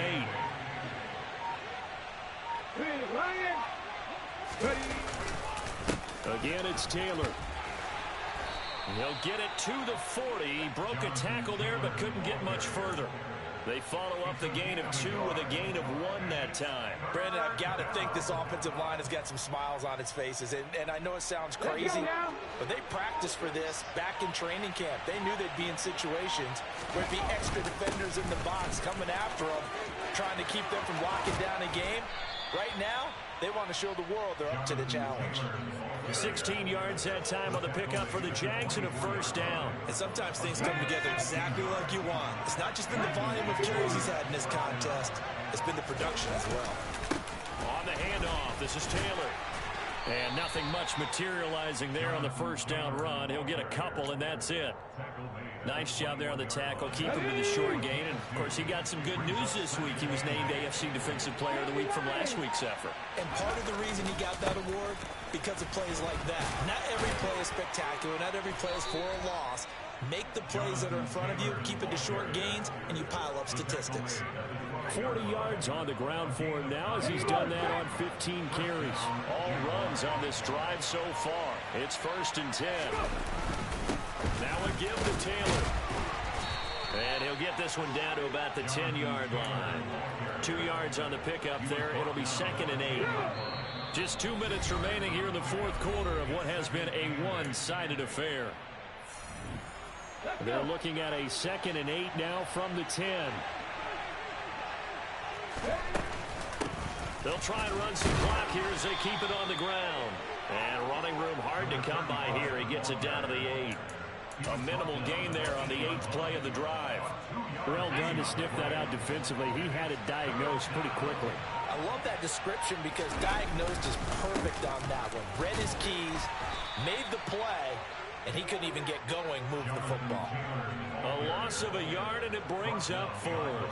An interesting and intriguing decision there defensively because they kept extra DBs on the field despite seeing the multiple tight end look that came out for the offense. I thought they were going to switch out of it. I didn't know if they felt they didn't have time or what the case was. Well, in any event, the extra speed allowed for great penetration as they stuffed that one behind the line of scrimmage. Well, ultimately not really sure that they're going to need those 3 points, but they'll take the 3 and they pad that lead. Yeah, this one's already wrapped up, but you and I both know if you're an offensive coordinator, you never let up on the gas unless the head coach tells you to do so. And maybe you've actually clicked him off in your headset so you can keep calling plays and trying to add to this lead. The Colts come to the line ready to start their next drive. And let's face it, this drive is not going to have any bearing on this game, but it's kind of important for one reason, isn't it? It certainly is. You got to get points. And okay, all right, I'm being facetious here, but you get points, you feel a little bit better about yourself as you move on to the next one. On 2nd down, here's Gibson again. And he is going to be stopped cold behind the line of scrimmage. It's a loss of 2, now 3rd down. I think this offense, specifically this running game, they're going to have to find a way to turn the page because they haven't found a way to run it effectively thus far, and it's cost them.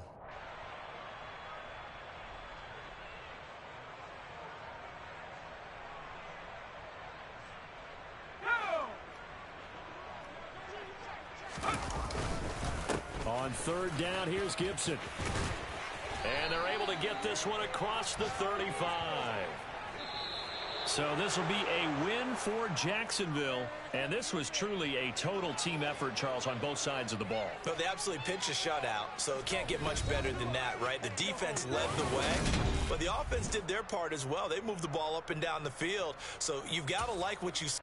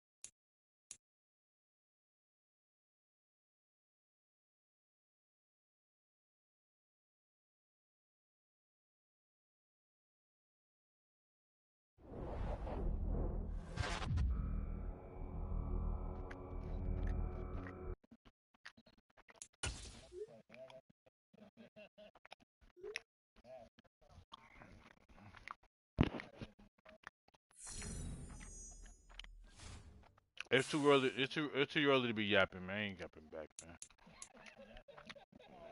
man. We just come on. We just retired another franchise because of the smackings. Come on, B. Come on. We go right back to the next one and be silent, B. Let's not do that. I just started, B. It's early. Come on, man. I just gotta. My whole team is rookies, B.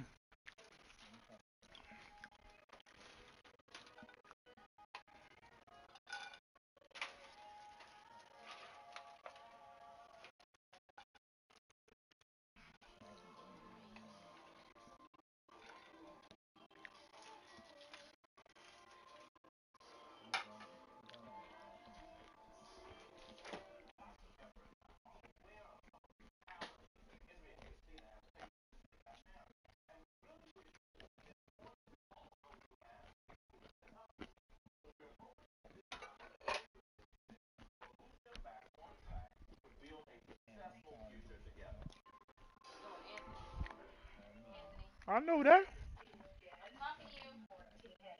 I've been editing on my players already, man. Anthony. I want to say it's cheating, is whatever, man. Care less. What made this season crazy was because at the start of COVID too, so the production people couldn't be on with them, so they gave them like cameras and they wound up being stuck with each other for like 6 extra weeks. So one couple they split. Like the guy was like, nah, I don't want to do this. He still together? They still together? I don't think so.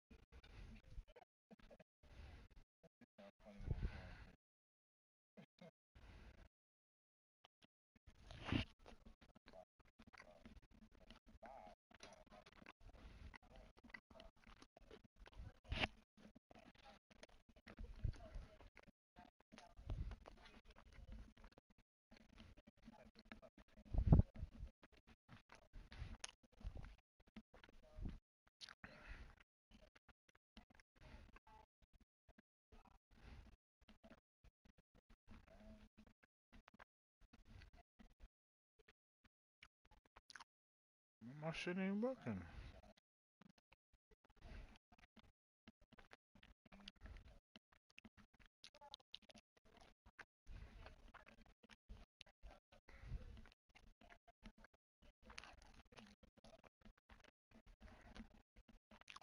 Who's that?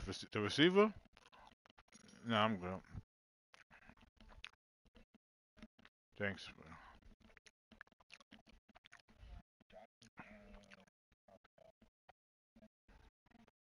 Nah, I'm good.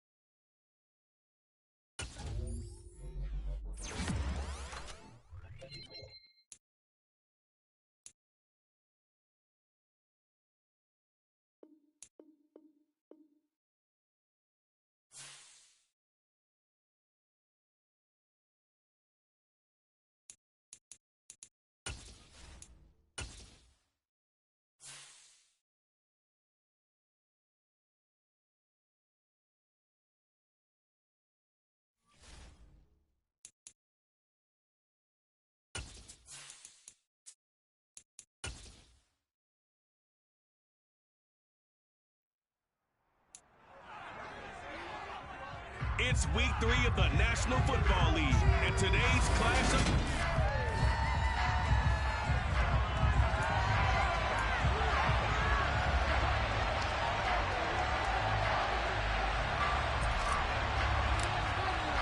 Two 1-1 teams here, each looking to move over 500, and we're underway here in week 3. And this will be a touchback as that sails over the end line. So here comes the Packers offense now onto the field. They will be led out by the 6-foot lefty from Alabama. It's Tua Tagovailoa. Tua to throw right away. And incomplete to open things up. Well, that's a defensive coordinator's got to be happy with that result. They took away all options downfield and forced the incompletion. Off of play action, Tagovailoa. He completes that to Garrett Wilson. And they'll get it up just short of the 45 at the 44. 19 yards to pick up there. Move the chains. Here's Tagovailoa on 1st and 10. On the slant, this is Chark. Give him a gain of 5 on the completion. And that's going to bring up 2nd down.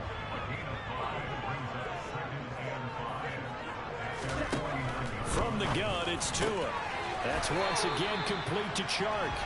And they'll get him to the ground, and he has another 1st down at the Colts' 41-yard line. They picked up 5 yards last time. Now they double it and get 10 here. Now from Colts territory, here's a 1st and 10 at the 41. And again, it's Tagovailoa. Toward the sideline, and look at that catch. Dragging the toes, and that's going to be a 1st down. Well done. A good gain of 14 there, and it moves the chains. Tua now on 1st down. Over the middle and complete to Wilson. And he'll be marked down right at the 15-yard line. As a passer, you're always trying to find that open window to throw the ball downfield. How about this one? Right in the middle of the field, right in the heart of a defense.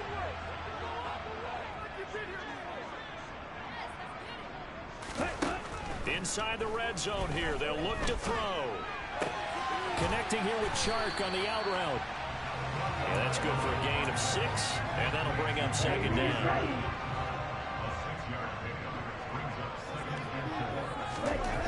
Here's Tagovailoa to throw. And he's got his man in stride, complete. And the Packers are going to be set up with a 1st and goal on a pass play that moves them all the way down to the 1. A terrific opening drive has them knocking on the door. 1st and goal. Tua to throw again.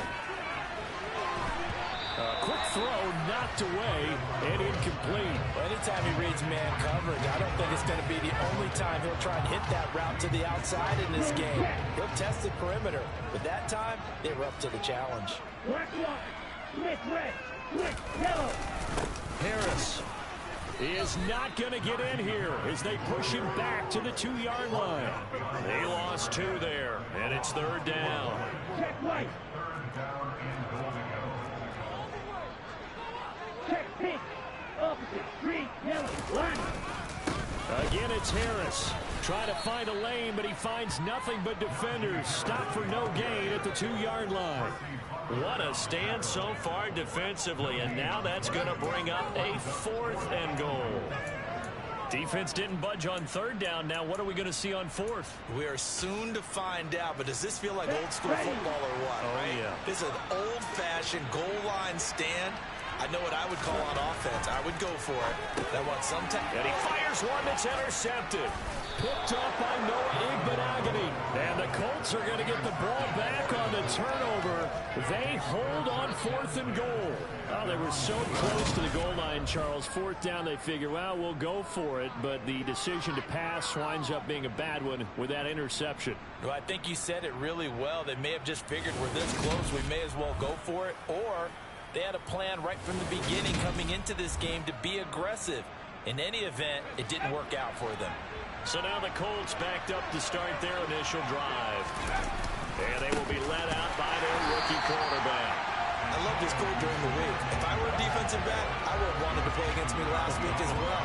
He's trying to eliminate those turnovers, those interceptions, and get back on the positive side of the ledger throwing touchdown passes. Yeah, had 4 of those picks, led to the loss.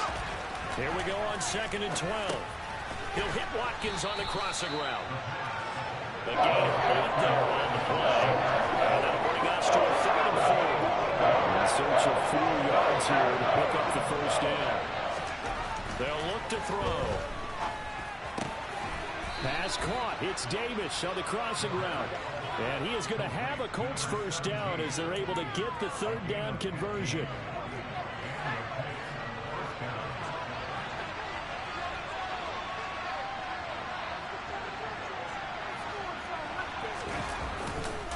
A handoff for Gibson. Trying to find a lane, but instead he'll get back to the line of scrimmage. And no more. Officially nothing on that last run. They'll try again 2nd and 10. Looking to throw. Packer pressure, and down he goes. And award that sack to Boogie Basham.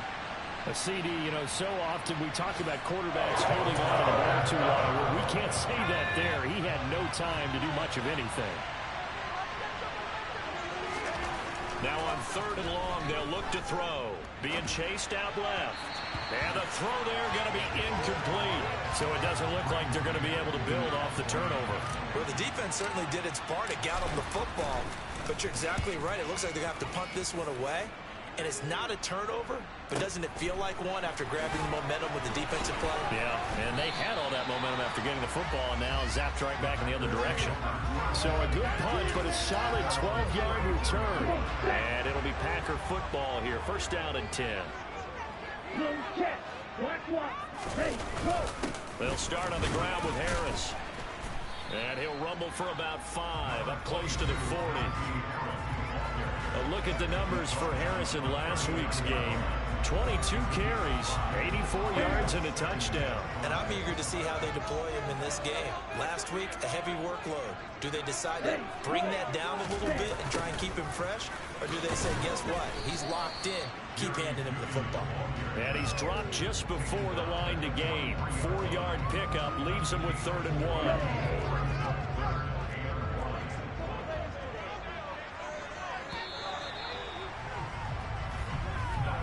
We're scoreless after 1. Back for the 2nd quarter in Green Bay. It's the Packers in possession of the football as they've got it with a 3rd down coming up. Looking to pass. Tua. On the right side, open is Gesicki. And he's going to have the Packers first down as they're able to convert by plenty there on 3rd and 1.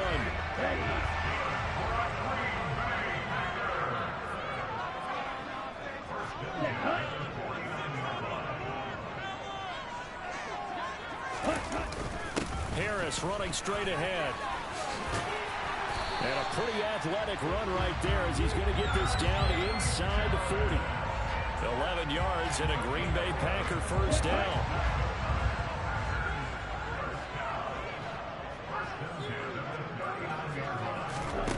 Going to the air. Tagovailoa. And he can't escape, and down he goes.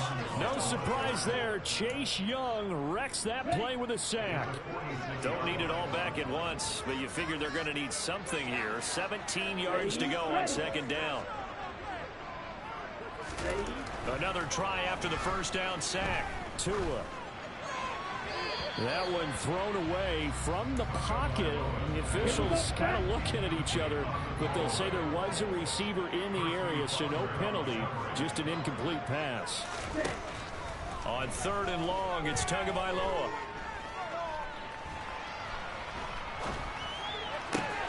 This will complete to Jerry Jeudy. And they're going to be set up down around the 15-yard line. How about that? They weathered the storm of a 3rd and 17 to pick up the first. Brandon, that was a nice route that time. Lined him up on the right and worked his way all the way across the formation. One of the toughest routes to cover because you keep waiting for the ball to be thrown or for him to break something off. He goes all the way across the field, right to left. Touchdown, Packers! Jerry Jeudy, his first touchdown here of the new campaign. Colts post the first points of the ball game as they take the lead here in this second quarter. Extra point good by Prater, and that makes the score 7-0. So that drive in total 8 plays, and it's capped off by the touchdown run from Jerry Jeudy. The return man down to a knee, and this will come out to the 25-yard line. Second drive coming up here for the Indianapolis Colts. They'll be looking to match that touchdown from a moment ago. 7-0 is the score as they begin with a first down. They'll start on the ground with Gibson. And he's got room.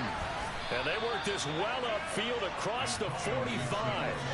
That good for 22 and a first down.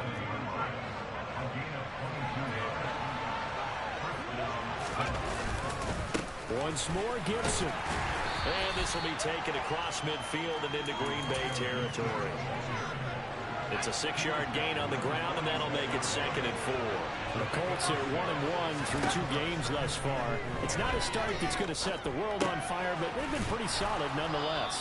And the first thing that crosses my mind, it certainly beats the alternative of starting 0-2. I do think that this is a team that's going to take a little time to find its footing. Hard to navigate the always tough NFL.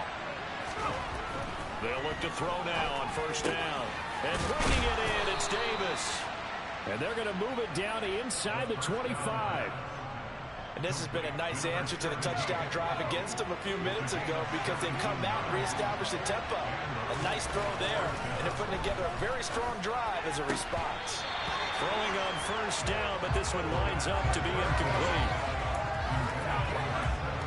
From the 24, they'll go again on 2nd and 10. Again, he'll drop to throw. Firing quickly here, and that's complete. And they're going to get this down inside the 20. Play number 7 now coming up on the drive. 3rd and 5. They'll stick with the passing game as he looks to throw. And he's got Hurst, his tight end. And the Colts are going to have 1st and goal as they try to finish off this drive with 6 points.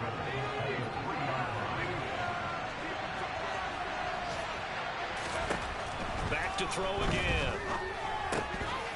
And incomplete, he dropped it. Maybe a rookie mistake there. 2nd down. Down this close to the goal line. 1st down. Surprised that wasn't a run? I am, and you know I'm old school. I want to run the ball 1st down in this situation because 2nd down, that gives me an option of running play action, maybe throwing it. Gibson again, and he will again go backwards as they drive him back to the 4-yard line. That'll be a loss of a yard, and it leads to a 3rd down. 2 minutes on the clock, 2nd quarter, 7-0 ball game.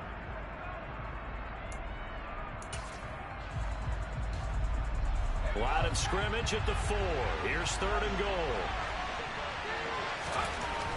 He'll look to throw. The quick slant caught. The Packers going to use one of their timeouts. It's just their first, so they'll have 2 remaining here before we get to halftime.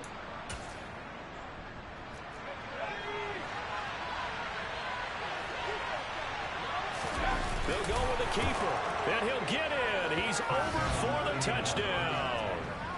It's their quarterback. His 5th touchdown now on the year. And the Colts' decision to go for it pays off with 6 points. Extra point splits the uprights, and we are tied at 7. So all even at 7 now as they kick it away. From a yard or 2 deep, here comes a return. And ultimately cannot get this out to the 25-yard line as he's dropped at the 23. The Green Bay offense ready to take over. So both of these teams, Charles, coming off touchdowns now. I'm tripling that nigga, man. They just had to stand on the sideline, watch their opponent author a really impressive drive to reach the end zone. Yeah, and I think you're not telling yourself the truth if you don't think there's some one-upsmanship going on right now, because they just had their touchdown answered by a drive of double-digit plays that also found the end zone. Now they want to do something even more impressive to answer that one.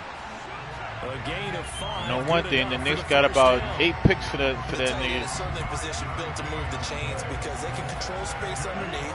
If they've got good hands, then, of course, they're a dynamic target. But one other thing is they're right in the sight lines of a quarterback on just about every play, and that makes it easier for the quarterback to pick him out and deliver. And now a throw on first down there, but it's incomplete. Here's 2nd and 10 now from the 35. Play action. Now it's Tua.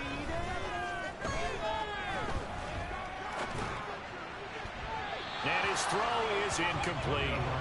Not only did he have a chance to scan the field there, it felt like he had a chance to scan it twice. The protection was that good. Unfortunately for him, the coverage downfield, equally good.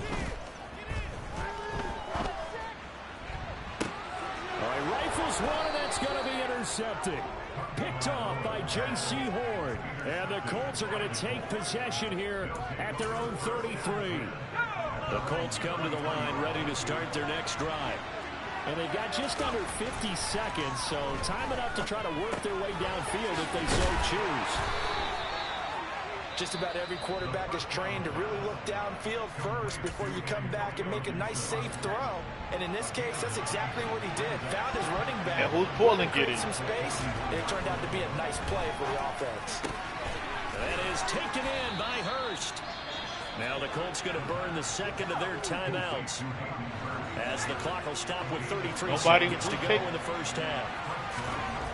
Now on first down, he'll drop to throw it. And that is caught. It's Davis. And they're going to move it down to inside the 25. And unless this is a quick incompletion, this is likely the last play here of this first half. Quick hitter here, it's complete. And he'll go out of bounds in the red zone just inside the 20. It'll be a gain of 5, and that will bring up 2nd down. And this one is right through, and that will do it for this first half. So we come, and we will skip the highlight show this week, get right back to this Week 3 matchup.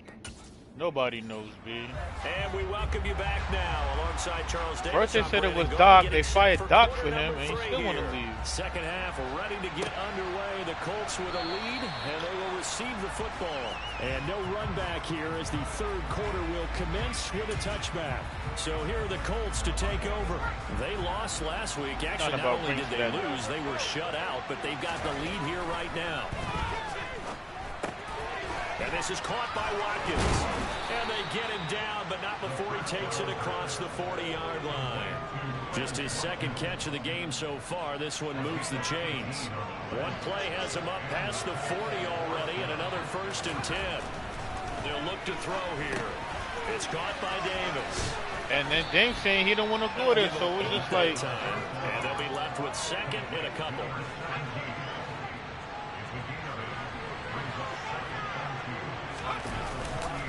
Straight ahead, Gibson. And he'll take it down shy the 45 at the 46.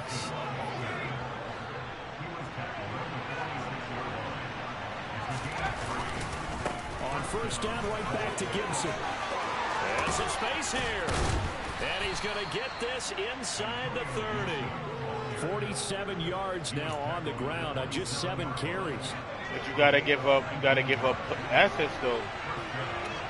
You really are win now more once you get him. 1st and 10, it's Gibson. And he'll be out of bounds just inside the 25-yard line. Maxey's out.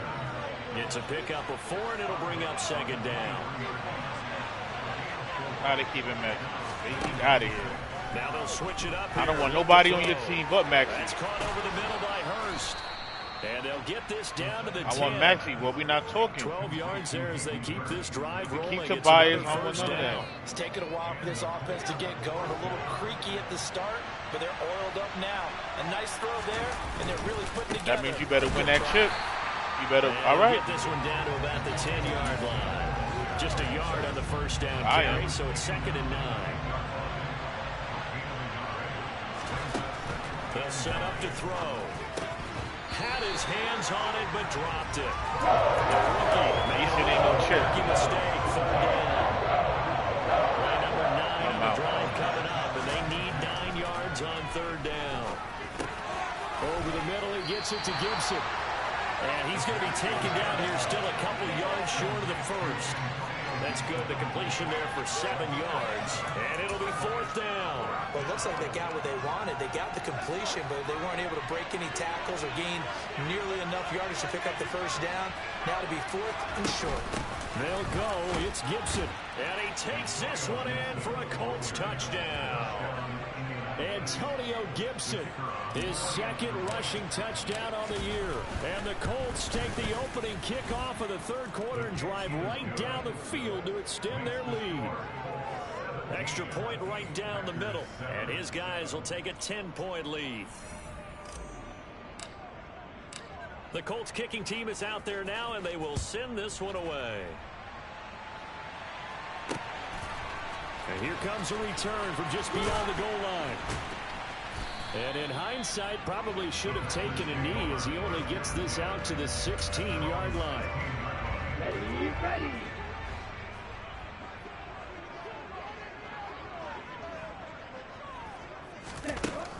A handoff to Harris to begin the drive. And he'll be dropped just shy of the 35 at the 34. A pickup of 17 on a play that originated at the 17. From the 34 now, here's 1st and 10. They run again with Harris. And he'll be taken down. Yeah, but you ain't beating Denver with that team, though, Dre. Pickup of only a yard. Here's 2nd and 9, just a yard on that last run. A run with Harris out of the shotgun. And this defense able to plug him up there as he'll get a yard to the 35. This offense in desperate need of a conversion as they come up on 3rd down. Throwing now is Tagovailoa. And tight coverage there. It's knocked away, incomplete. But they certainly aren't letting up today, partner, because they've forced big turnovers already. And it's been incredibly tough for them to get yards against, let alone put points up on the board. And that'll hit in the end zone. Much too much leg there. That'll be a touchback. So here are the Colts to take over. They've got the lead here as they start out 1st and 10, trying to erase the memory of the loss last week. That came at the hands of the Jacksonville Jaguars. Here's Gibson to start the drive. And he is met in his tracks behind the line of scrimmage. Officially, it's a 1-yard loss. That's going to bring up 2nd and 11.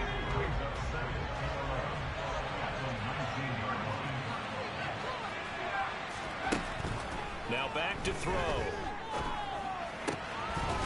And that's going to be incomplete. Oh, man, for him to be that wide open and drop it. Sometimes you have just too much time on your hands, right? You end up thinking way too much, and your hands get shaky. And yes, he's a tight end, but that's a catch he should have made. And now the 3rd down throw incomplete as well. I think he had to unload that one before he wanted to. He was right up in his grill. I think he was a dentist there without a license, don't you?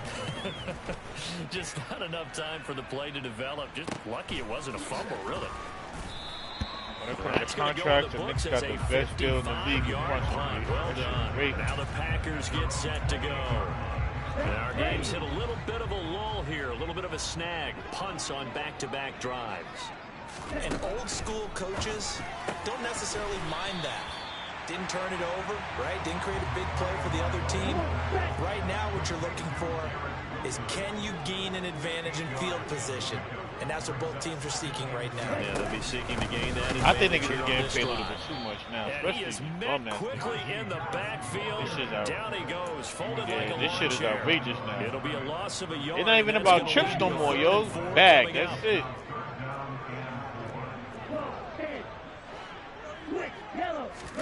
Here's Tua.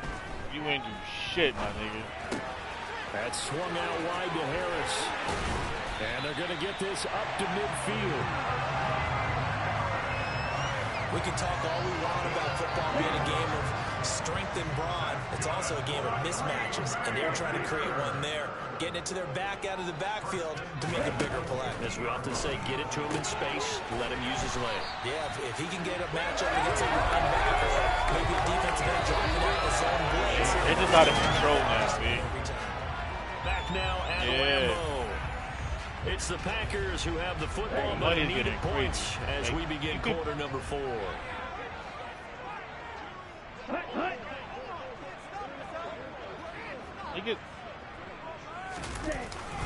Now a first down carry for Harris. And a short gain there down to the 37-yard line.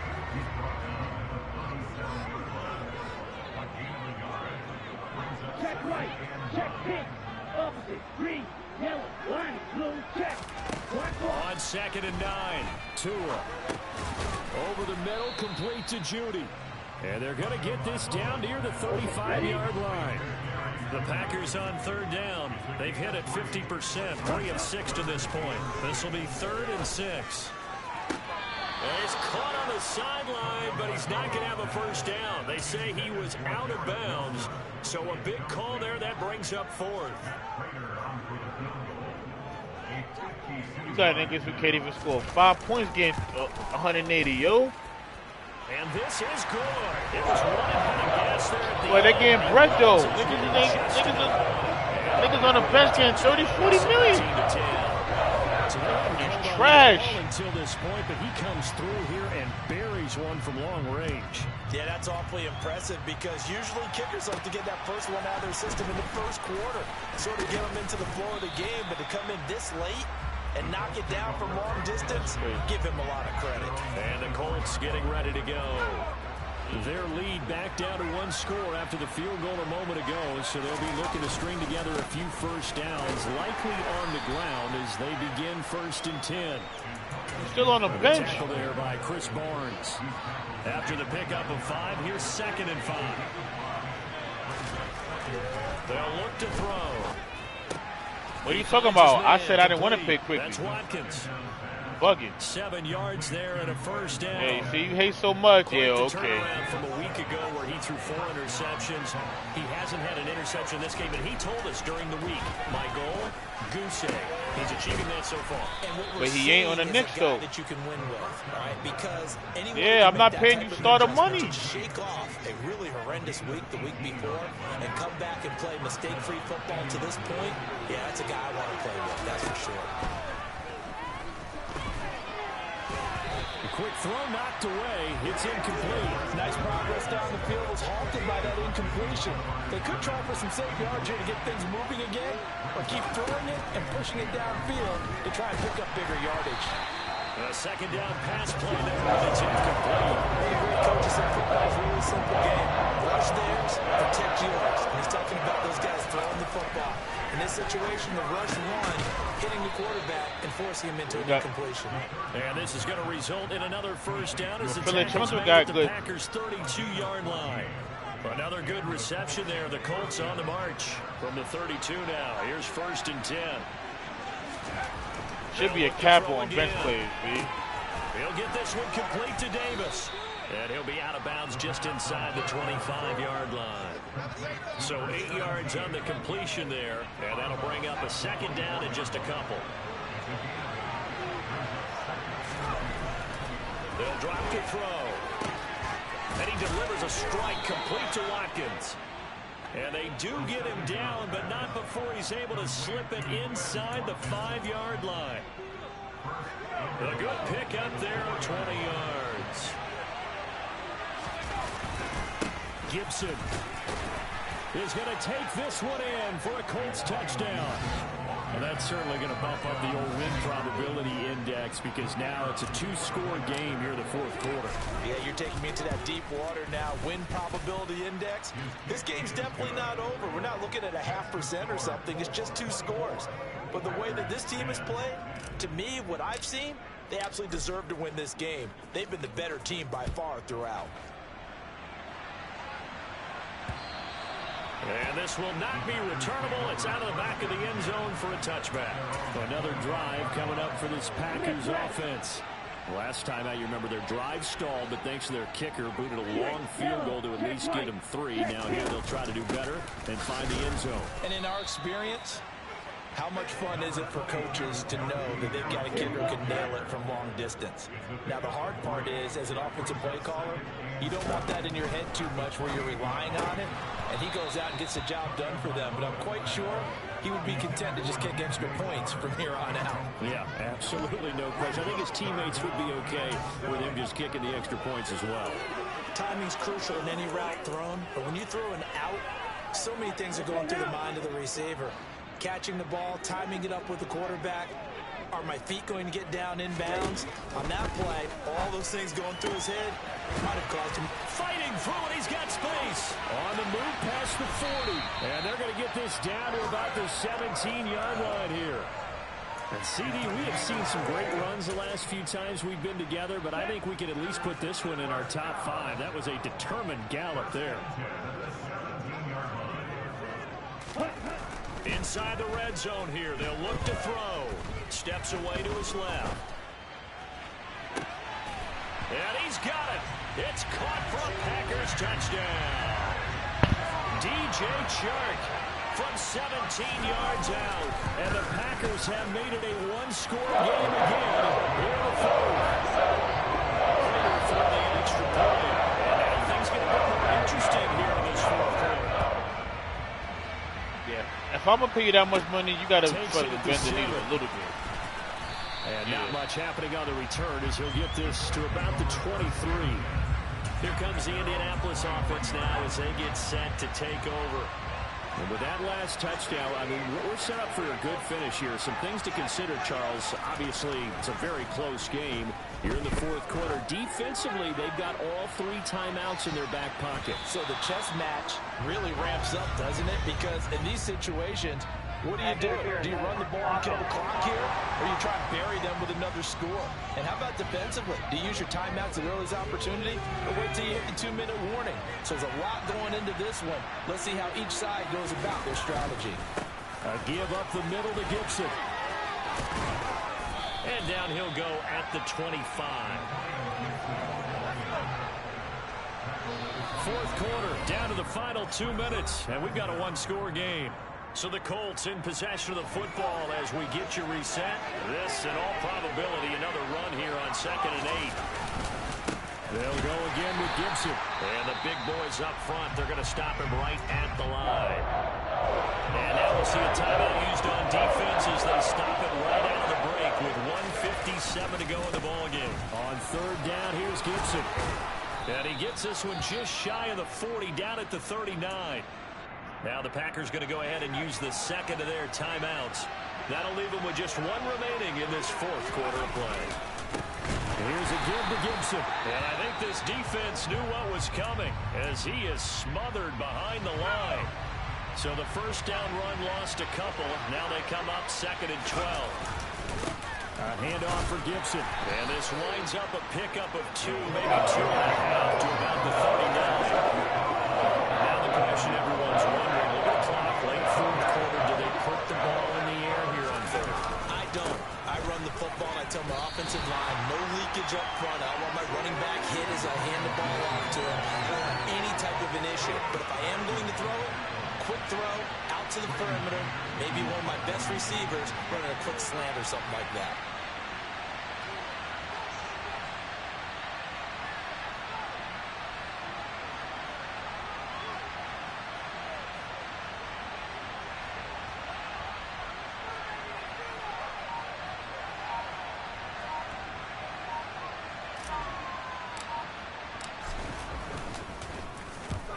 Is the punter man as he boots this one away. And that is much too long. That's into the end zone for a touchback. So the Packers down by 7, 24 seconds to go. They've got to go the full 80 yards, and they've got to do it quick as they come up on 1st down.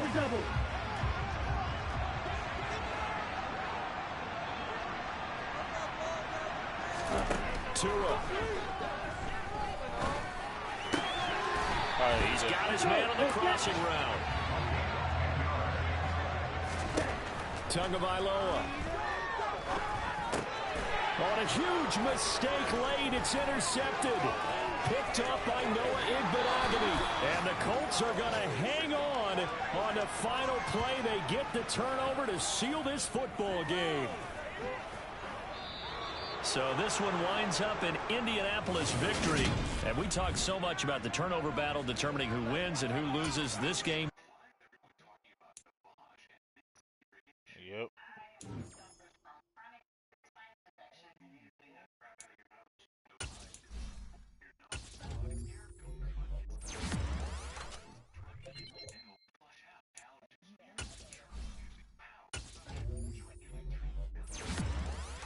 Yep.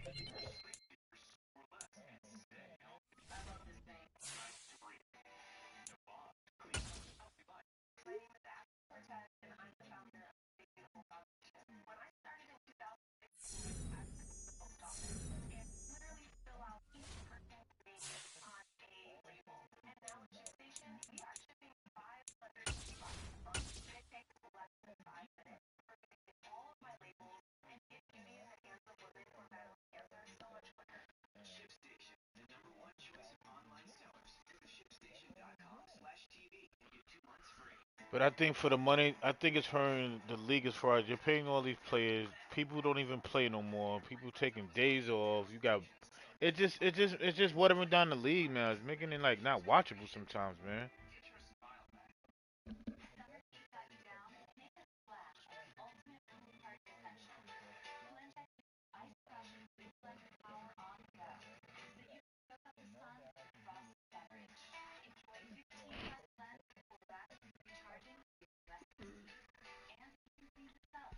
Yeah, I think the NBA got a lot of fights in their hand, man. That's fucking up.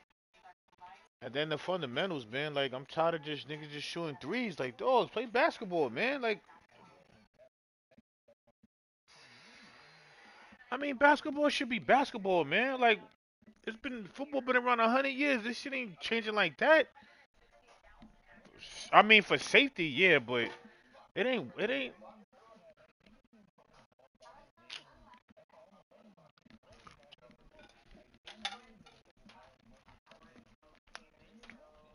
Yeah, but you still got your guards. You still got your tackles. Everybody now is Curry.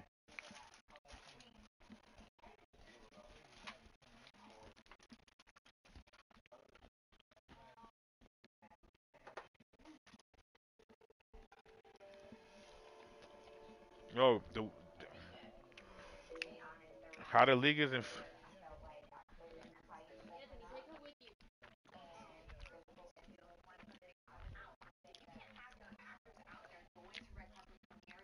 Damn. Act, actors and writers both strike for the first time in 60 years. Jesus Christ. Get ready for the actors and writers both went on strike. First time in 60 years. Oh.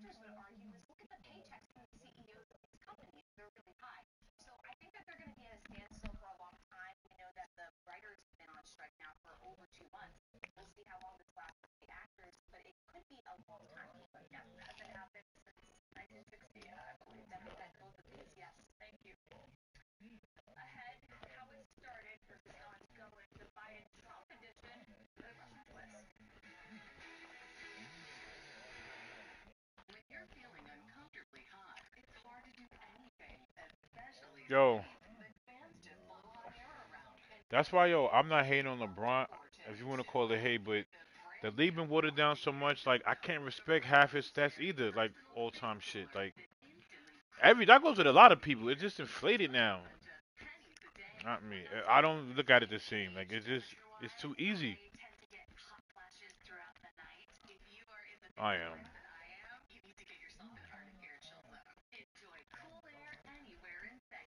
LeBron had it light for a decade in the East, yo.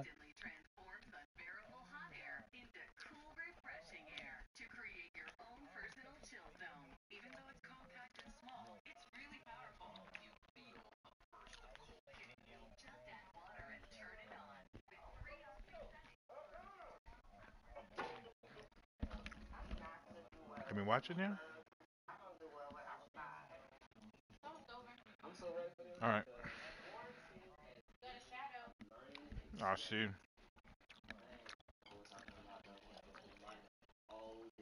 I want to say fake. It just I don't know. This league now is just easy to get stats now.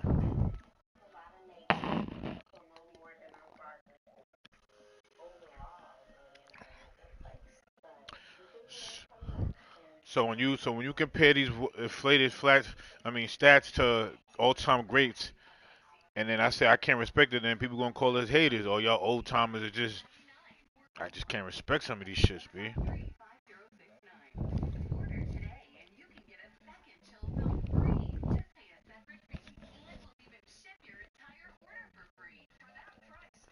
Yes, I agree.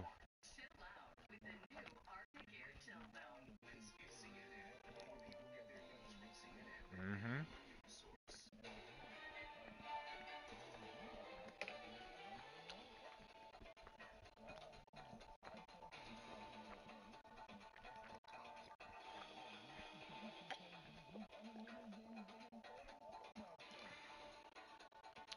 Yeah, my ten of these niggas. Facts. Can you imagine my tenor in this era? Oh my god. Yeah, he'll be Brady. One word.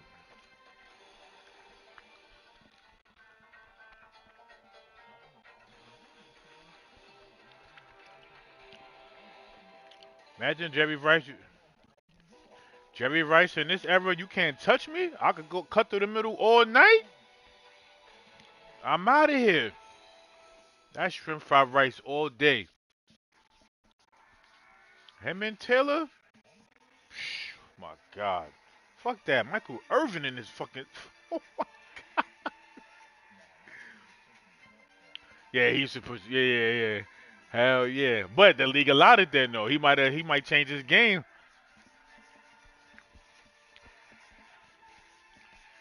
The Lord.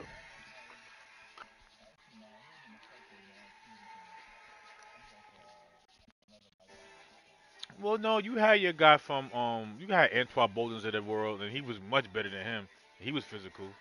He made it.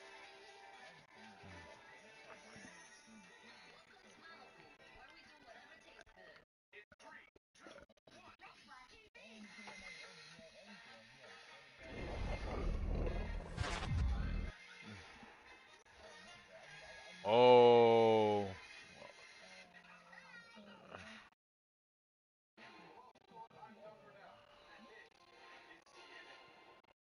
you lost your stats.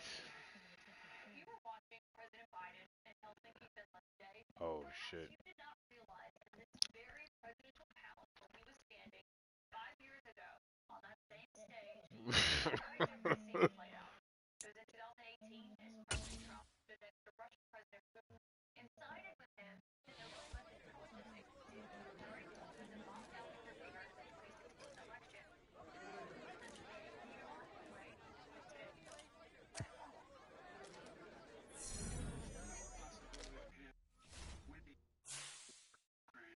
You think he would have been good?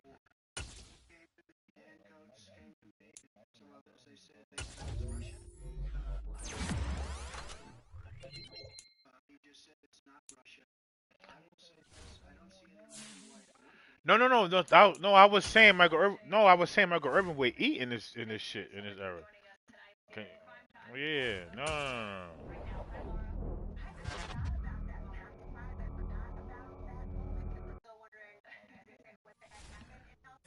Word.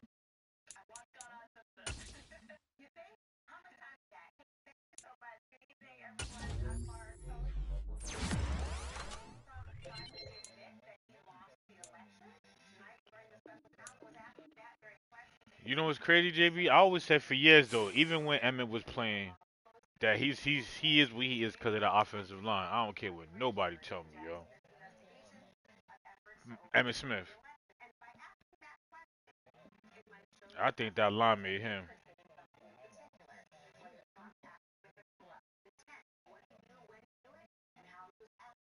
Yeah, I don't care.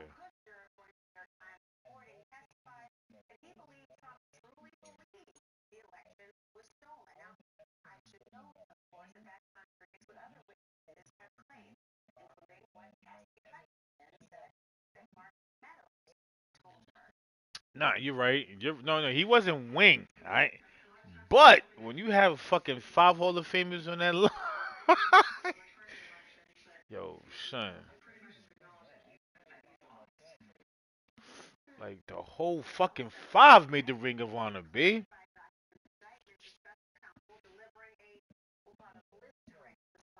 Emmett is nice though. 'Cause I remember, yeah, Emmett's nice. Yeah, I remember against the Giants, he bust our ass with one arm, B. Broke his arm and everything. Came back in with a sling on, B. Still bust our ass. I said, God damn it. That nigga Emmett is a edible.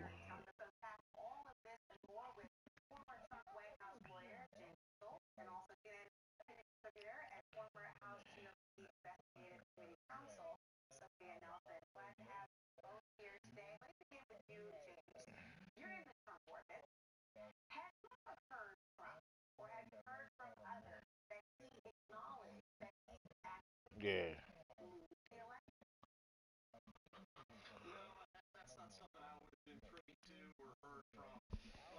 Moose Johnson,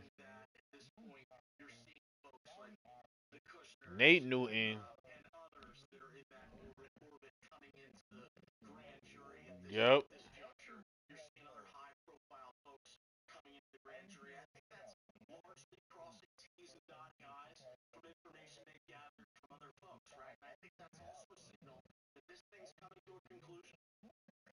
Can't lose.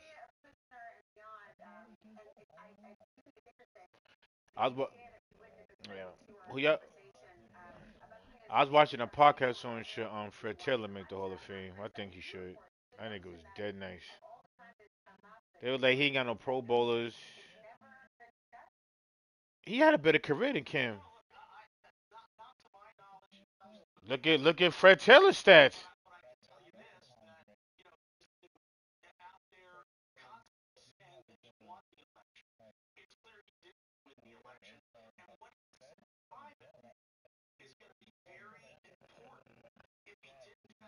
And he had a few good runs with Mark Brunell. They had a few good years. They had a few good years with Fred Taylor. But Fred Taylor.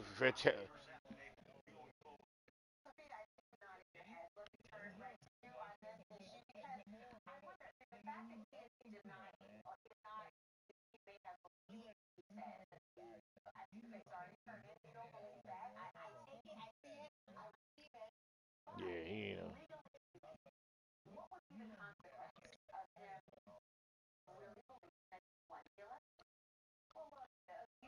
Yeah, Fred Taylor was nasty and shit, man. Yeah, he should be in the Hall of Fame.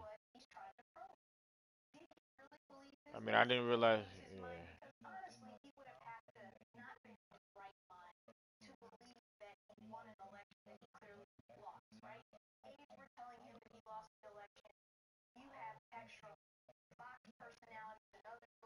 Who would you take, Ricky Williams or Fred Taylor? Yeah, I'm taking Fred. No, I'm just saying, just on for straight talent though, just talent. Yeah, I'm taking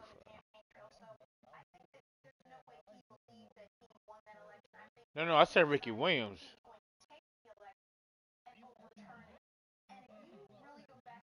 No. I ain't gonna say that's even worse. Ricky Williams had a good 3, 4 year run.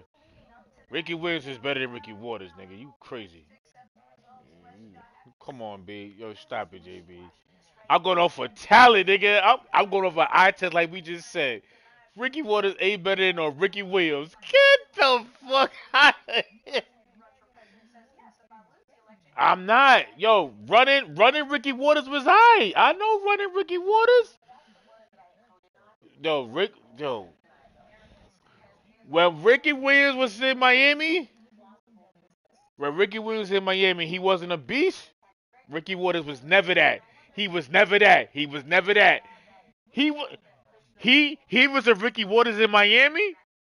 Get the Ricky Waters was not the first option. Ricky was nice. I ain't say he wasn't nice. I ain't say he wasn't nice. I say he ain't Ricky Williams. That's what I said.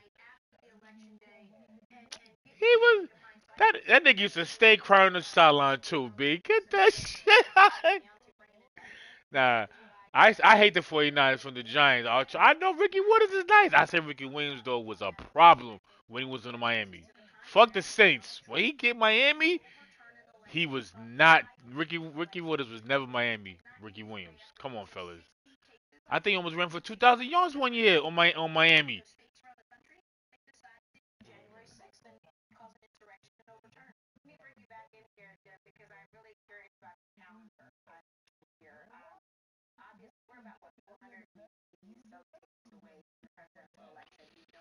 Nigga, until he ran into Leon Letting these niggas. Fuck up. Fuck out of here. That nigga.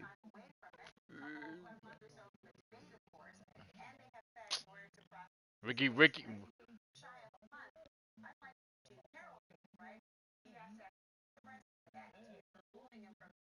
Nah, yo, he was good money. I'm just comparing another dude. I'm just comparing another player. That's all. I'm not knocking his talent. I'm taking Ricky Williams over any deal with Ricky Waters.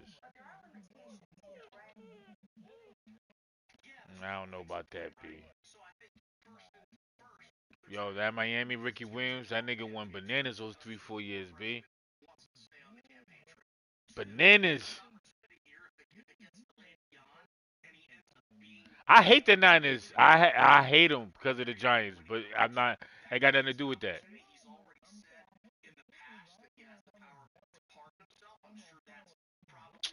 So why when I say I fuck with Brady, that nigga say, yo, that's blasphemy. Dog, I'm respecting his talent. I said I fuck with Brady.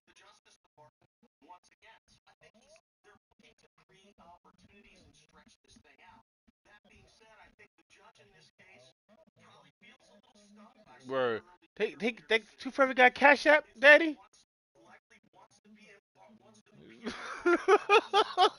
we don't do dollars no more. Quarters? What's a quarter? I need dollars. And I'm not talking about no $1, Daddy. I need $5 and up, yo. Marcus like, yo, if I can't go to the store and get a $5 sneak bag things, whatever them surprise bags are, it's over.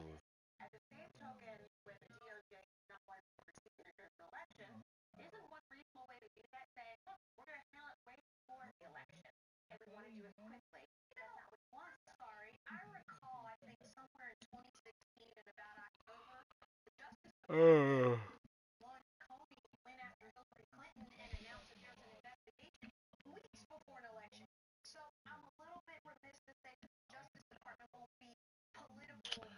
Yo, JB, I'm taking Ronnie Hanson over Ricky Waters any day of the week, B.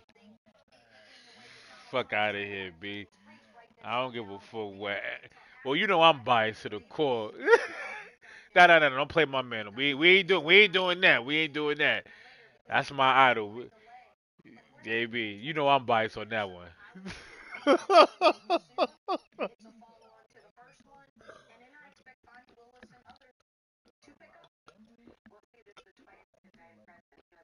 Ricky Waters a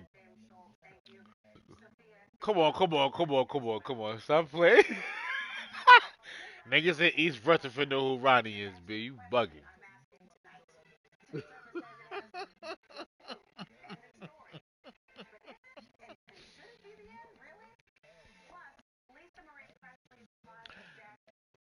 Nah, I'll take nah. Otis Anderson was better though. I'll take Otis Anderson all day than Ricky Williams Waters. I'll take Otis all day. And maybe Tiki Barber's way better than him. Don't even start that shit. JB, we gonna do this? What? Yo, Tiki was getting 13, 14, 1500 every year for like for 4 year. Way better. Tiki Barber carried the Giants. Ricky Waters ain't never carried the Niners. No, I just said Tiki Barber carried the Giants on his back. Ricky Waters has never done that on the 49ers. That's my argument of being way better. He's carried the team on his back into the playoffs. Alone. Ricky Waters has never done that with 49ers.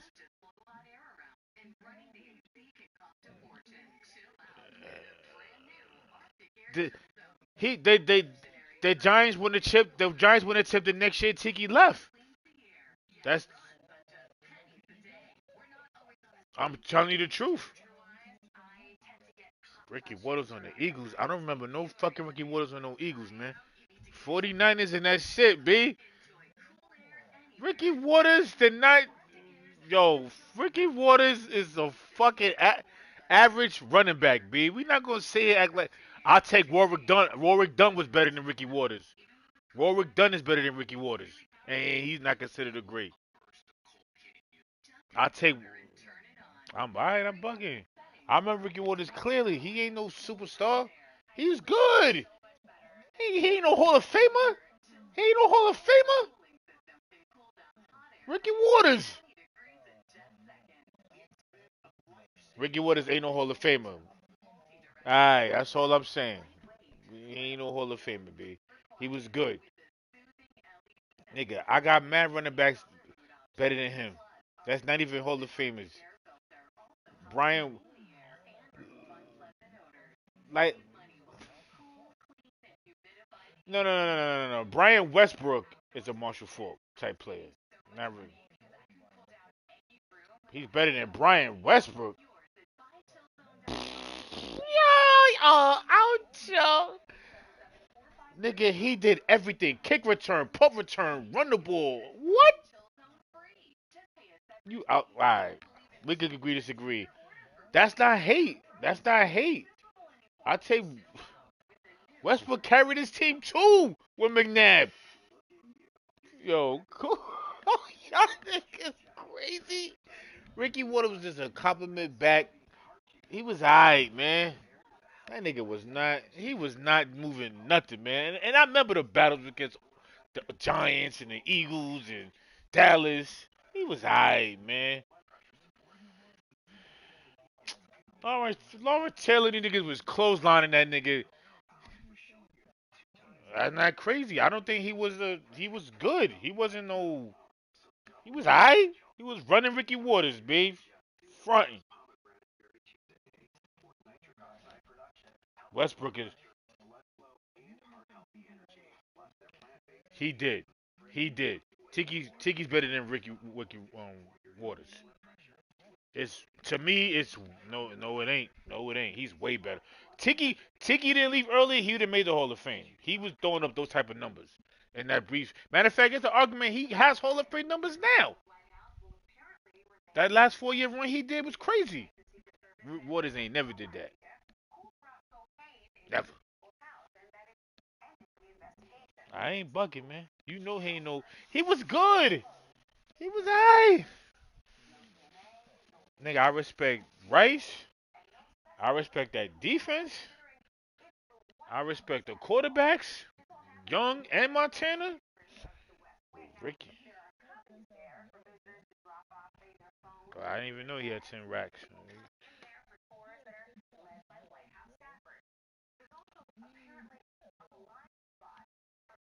10,000 was good. Nah, he was good. I didn't say he was a bum. I ain't say he. I ain't say he was a. I never say he was a bum though. I just said he done better than Ricky Williams. He was.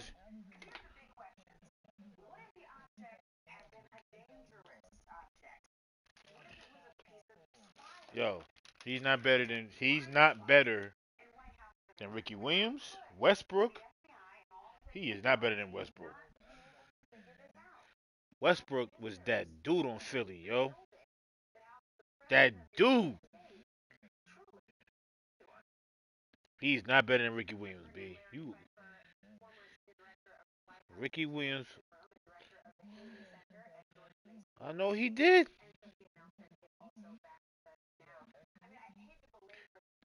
And then he lost 100 pounds smoking bud. I do. I do. You saw how much weight he lost? JB, how much weight he lost? Remember he was crackhead Ricky? Yo, Dre, he became a vegan. Yeah, he became a vegan. He wanted to start smoking pot. He didn't want to work out no more. That is on him. He fucked up his own shit. That's no excuse, but I'm just saying he lost all his muscle. That shit affected his career. Cause it affected his career. This nigga came back. He came back man skinny. He ain't Lawrence Taylor though, B. Come on, B. Lawrence is Lawrence is Luke Skywalker out here. Chill. Lawrence is different animal, B. Okay. Okay. I'm you asking to poll anybody who you taking Westbrook or Ricky. I bet you they say Westbrook. I bet you everybody say Westbrook. I bet you ask. Go ask around. Ask. That is true. I didn't know he was on no Eagles. That don't mean that nah, I remember him on the Niners, B. I don't remember him doing anything on Philly. All time great running backs, I've never heard of Ricky Waters as an all time great running back. He not no ring of honor. I know that.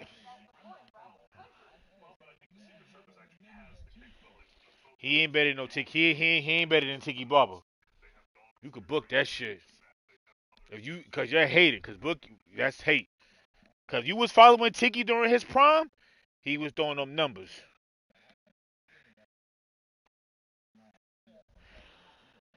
Nigga, he was averaging 13, 1400 yards the last 4 years.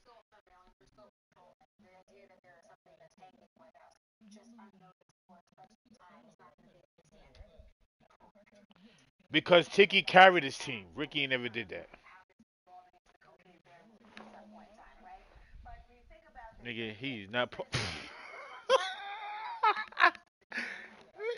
he, nigga, so does Brandon Jacobs. B. I ain't gonna say he the fuck you.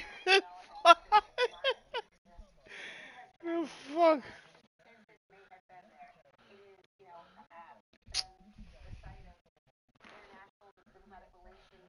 Okay, but that you gotta say who else was in that division at the time too.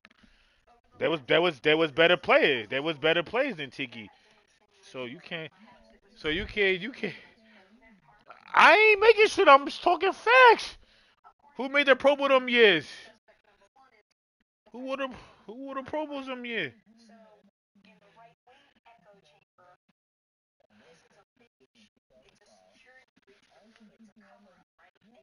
I think he had 3 or 4 crazy seasons. Crazy seasons.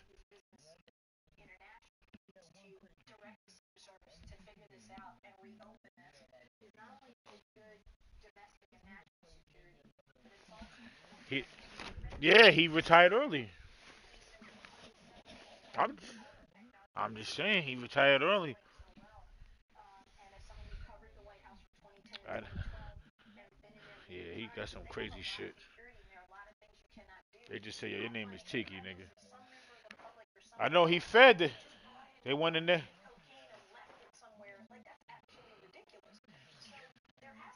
Tiki, Tiki was averaging close to 5 a pop.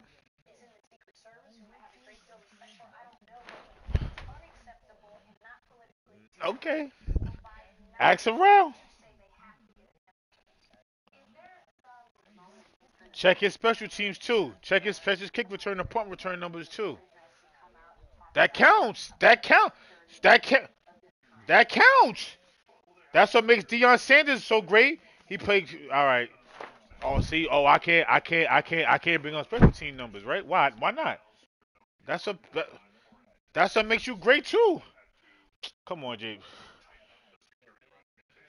So Devin has to is gonna make the Hall of Fame for kick return. Yes or no? That's my point. Tiki, Piki. That's my point though. Westbrook is. He's both. So that counts for something. And he killed.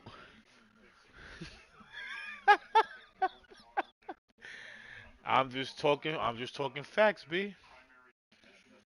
All right, one man. How am I wilding?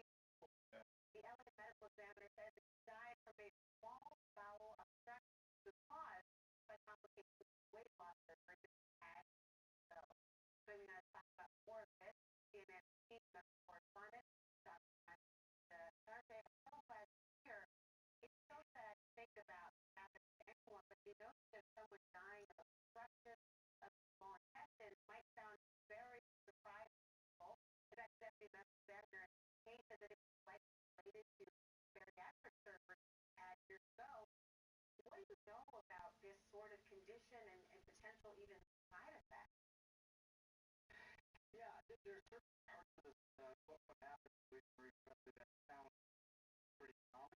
We know that this is after a previous operation.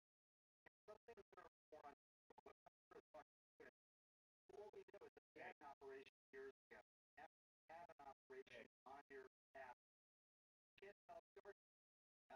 There's always inside the abdomen. And time that develop actually cause blockages for blocking off small tests. Some might have intermittent, so blockages come and go.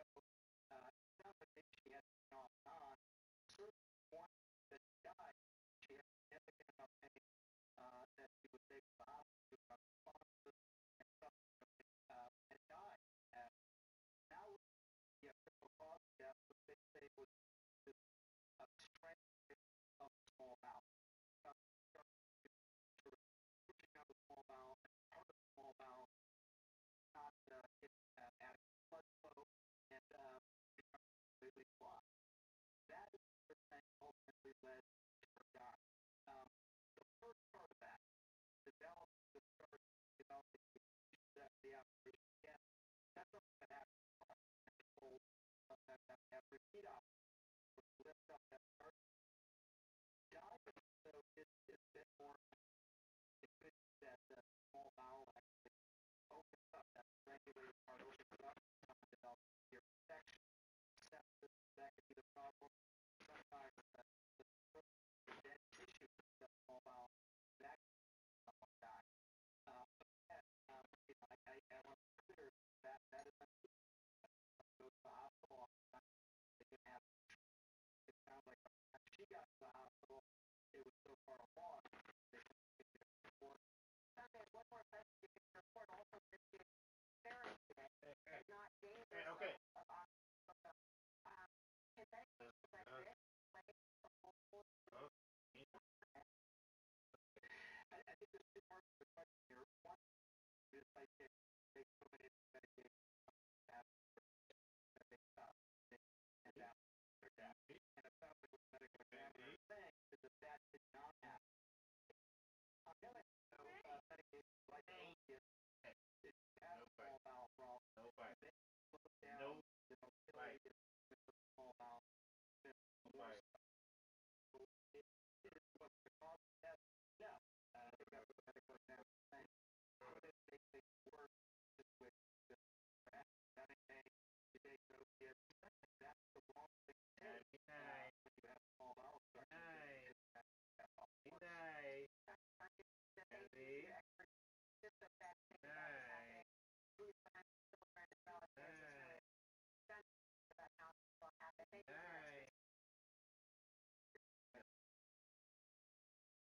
Well, it's the summer of stress. Actors will now join writers on the picket line, and I'll keep actors set to hold around. Unnecessary mandate. Plus, first made waves by suggesting white nationalists aren't racist. Now, the highest level military state senator Tom Cavanaugh is putting national security at risk. Well, listen.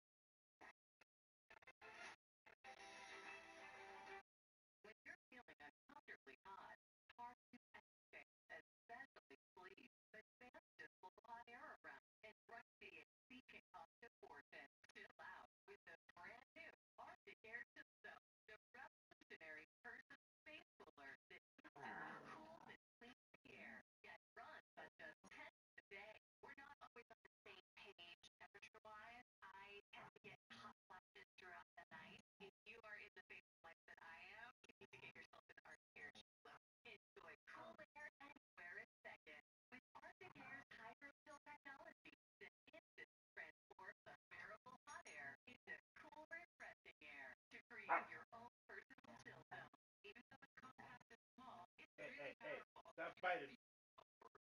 Stop. That water No. and turn it on with 3 Arctic settings for up to 12 hours of cool, fresh air. I sleep so much better and so much longer. The powerful cooling system can cool down hot air by up to 20 degrees in just seconds. It's been a quite steep when I reached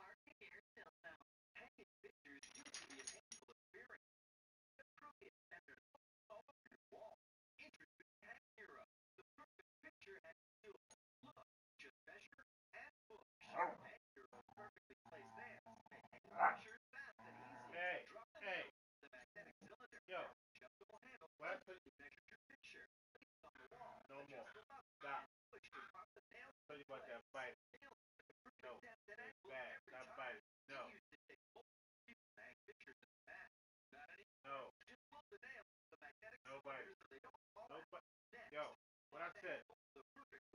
No measuring tape. Transit. Right where you Stop. straight with the built-in leveler. No. Perfectly level pictures in seconds with Acura.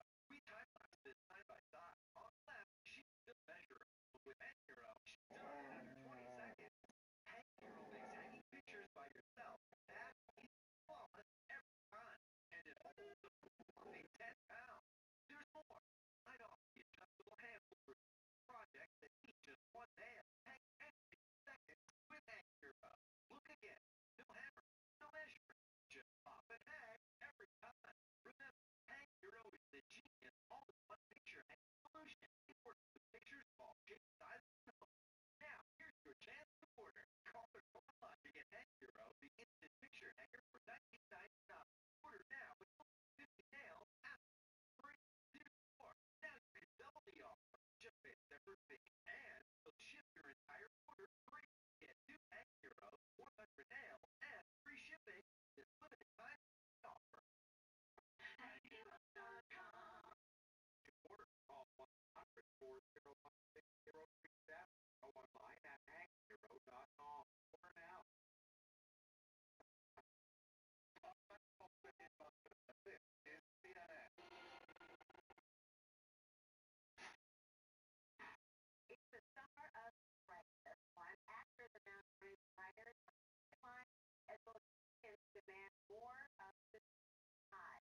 This marks the first time since 1960 that both actors strike together, and the first time since 1960 that actors got work. Think about that. 43 years ago, Hashtag song ruled the box office. Some of the stars born that year were Chris Pine, Kristen Bell, of course, Bruce that same year. Past President Brent Dresser, Lamb. I cannot believe it. Quite frankly, how far apart we are on so many things. How they lead poverty. Now they're spending money left and right. By giving hundreds of millions of dollars to their CEO. It is disgusting. Shame on them. They stand on the wrong side of the story. However, his CEO, Bob Iger, is pushing back on the strike, saying the union's expectations said this is not The level of expectation that they have is just not real. And they are adding to some challenges that is quite frankly one that I want to bring in actress and SAG National Award member that Brown currently catcher on Bound after 8, also being right honored this Sunday with the Pioneer Influence Award in 2023. So successful. I'm so happy you have been such a fan of the work for so long. And I guess when we think about what's happening right now, SAG after demand, we will better pay, we benefit. We're seeing protections on AI. What videos that are not being protected? First of all, I love people. I say that. It's funny to me. I want to go back to what was said before on the idea of unrealistic expectations. They're in this industry, where the writers or actors, we started this by bringing and having unrealistic expectations, right? So you're talking to dreamers. So we're dream that we can have a life industry and they are built the same. Cost rate. We love to be able to do that. I don't know why they allow us to make a living with it. And I want to say over and over, I've been saying over and over, this is not about the movie stars, the stars. This money is for the rank and file actors, the rank and file writers who are just starting out and want to be able to build a career that will last for generations. You can't get there when you're only working on episodes. It's that 8 months wait to get the next shot. You can't get there when you have to pay for self-taping to be able to audition for a job. You can't get there when they take away your and live off of them. So it's the same thing. Can we get a little more help? You know what I mean? This isn't hard. You know, we can tell for some people, we see the final product, right? Much for two picture as we hammer with what will you make it?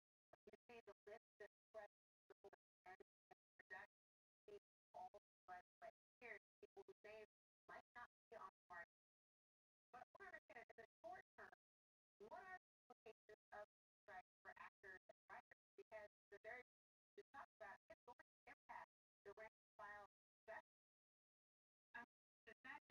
the writer. There are a lot of people that make show market fruit. The people that bring your food every day, the people that are the studio, all people are out of work. Makeup and hair people are out of work. Everybody's problem right now. And I'm kind of upset that they're actually just because the writers and actors fighting for us to get their way. We're the bad guys. As President Drescher said, we are on the right side of history. We're trying to fight now so that there is an industry left. We are working on contracts that are outdated. It's the thing about producers. They never forward with the new things so they know.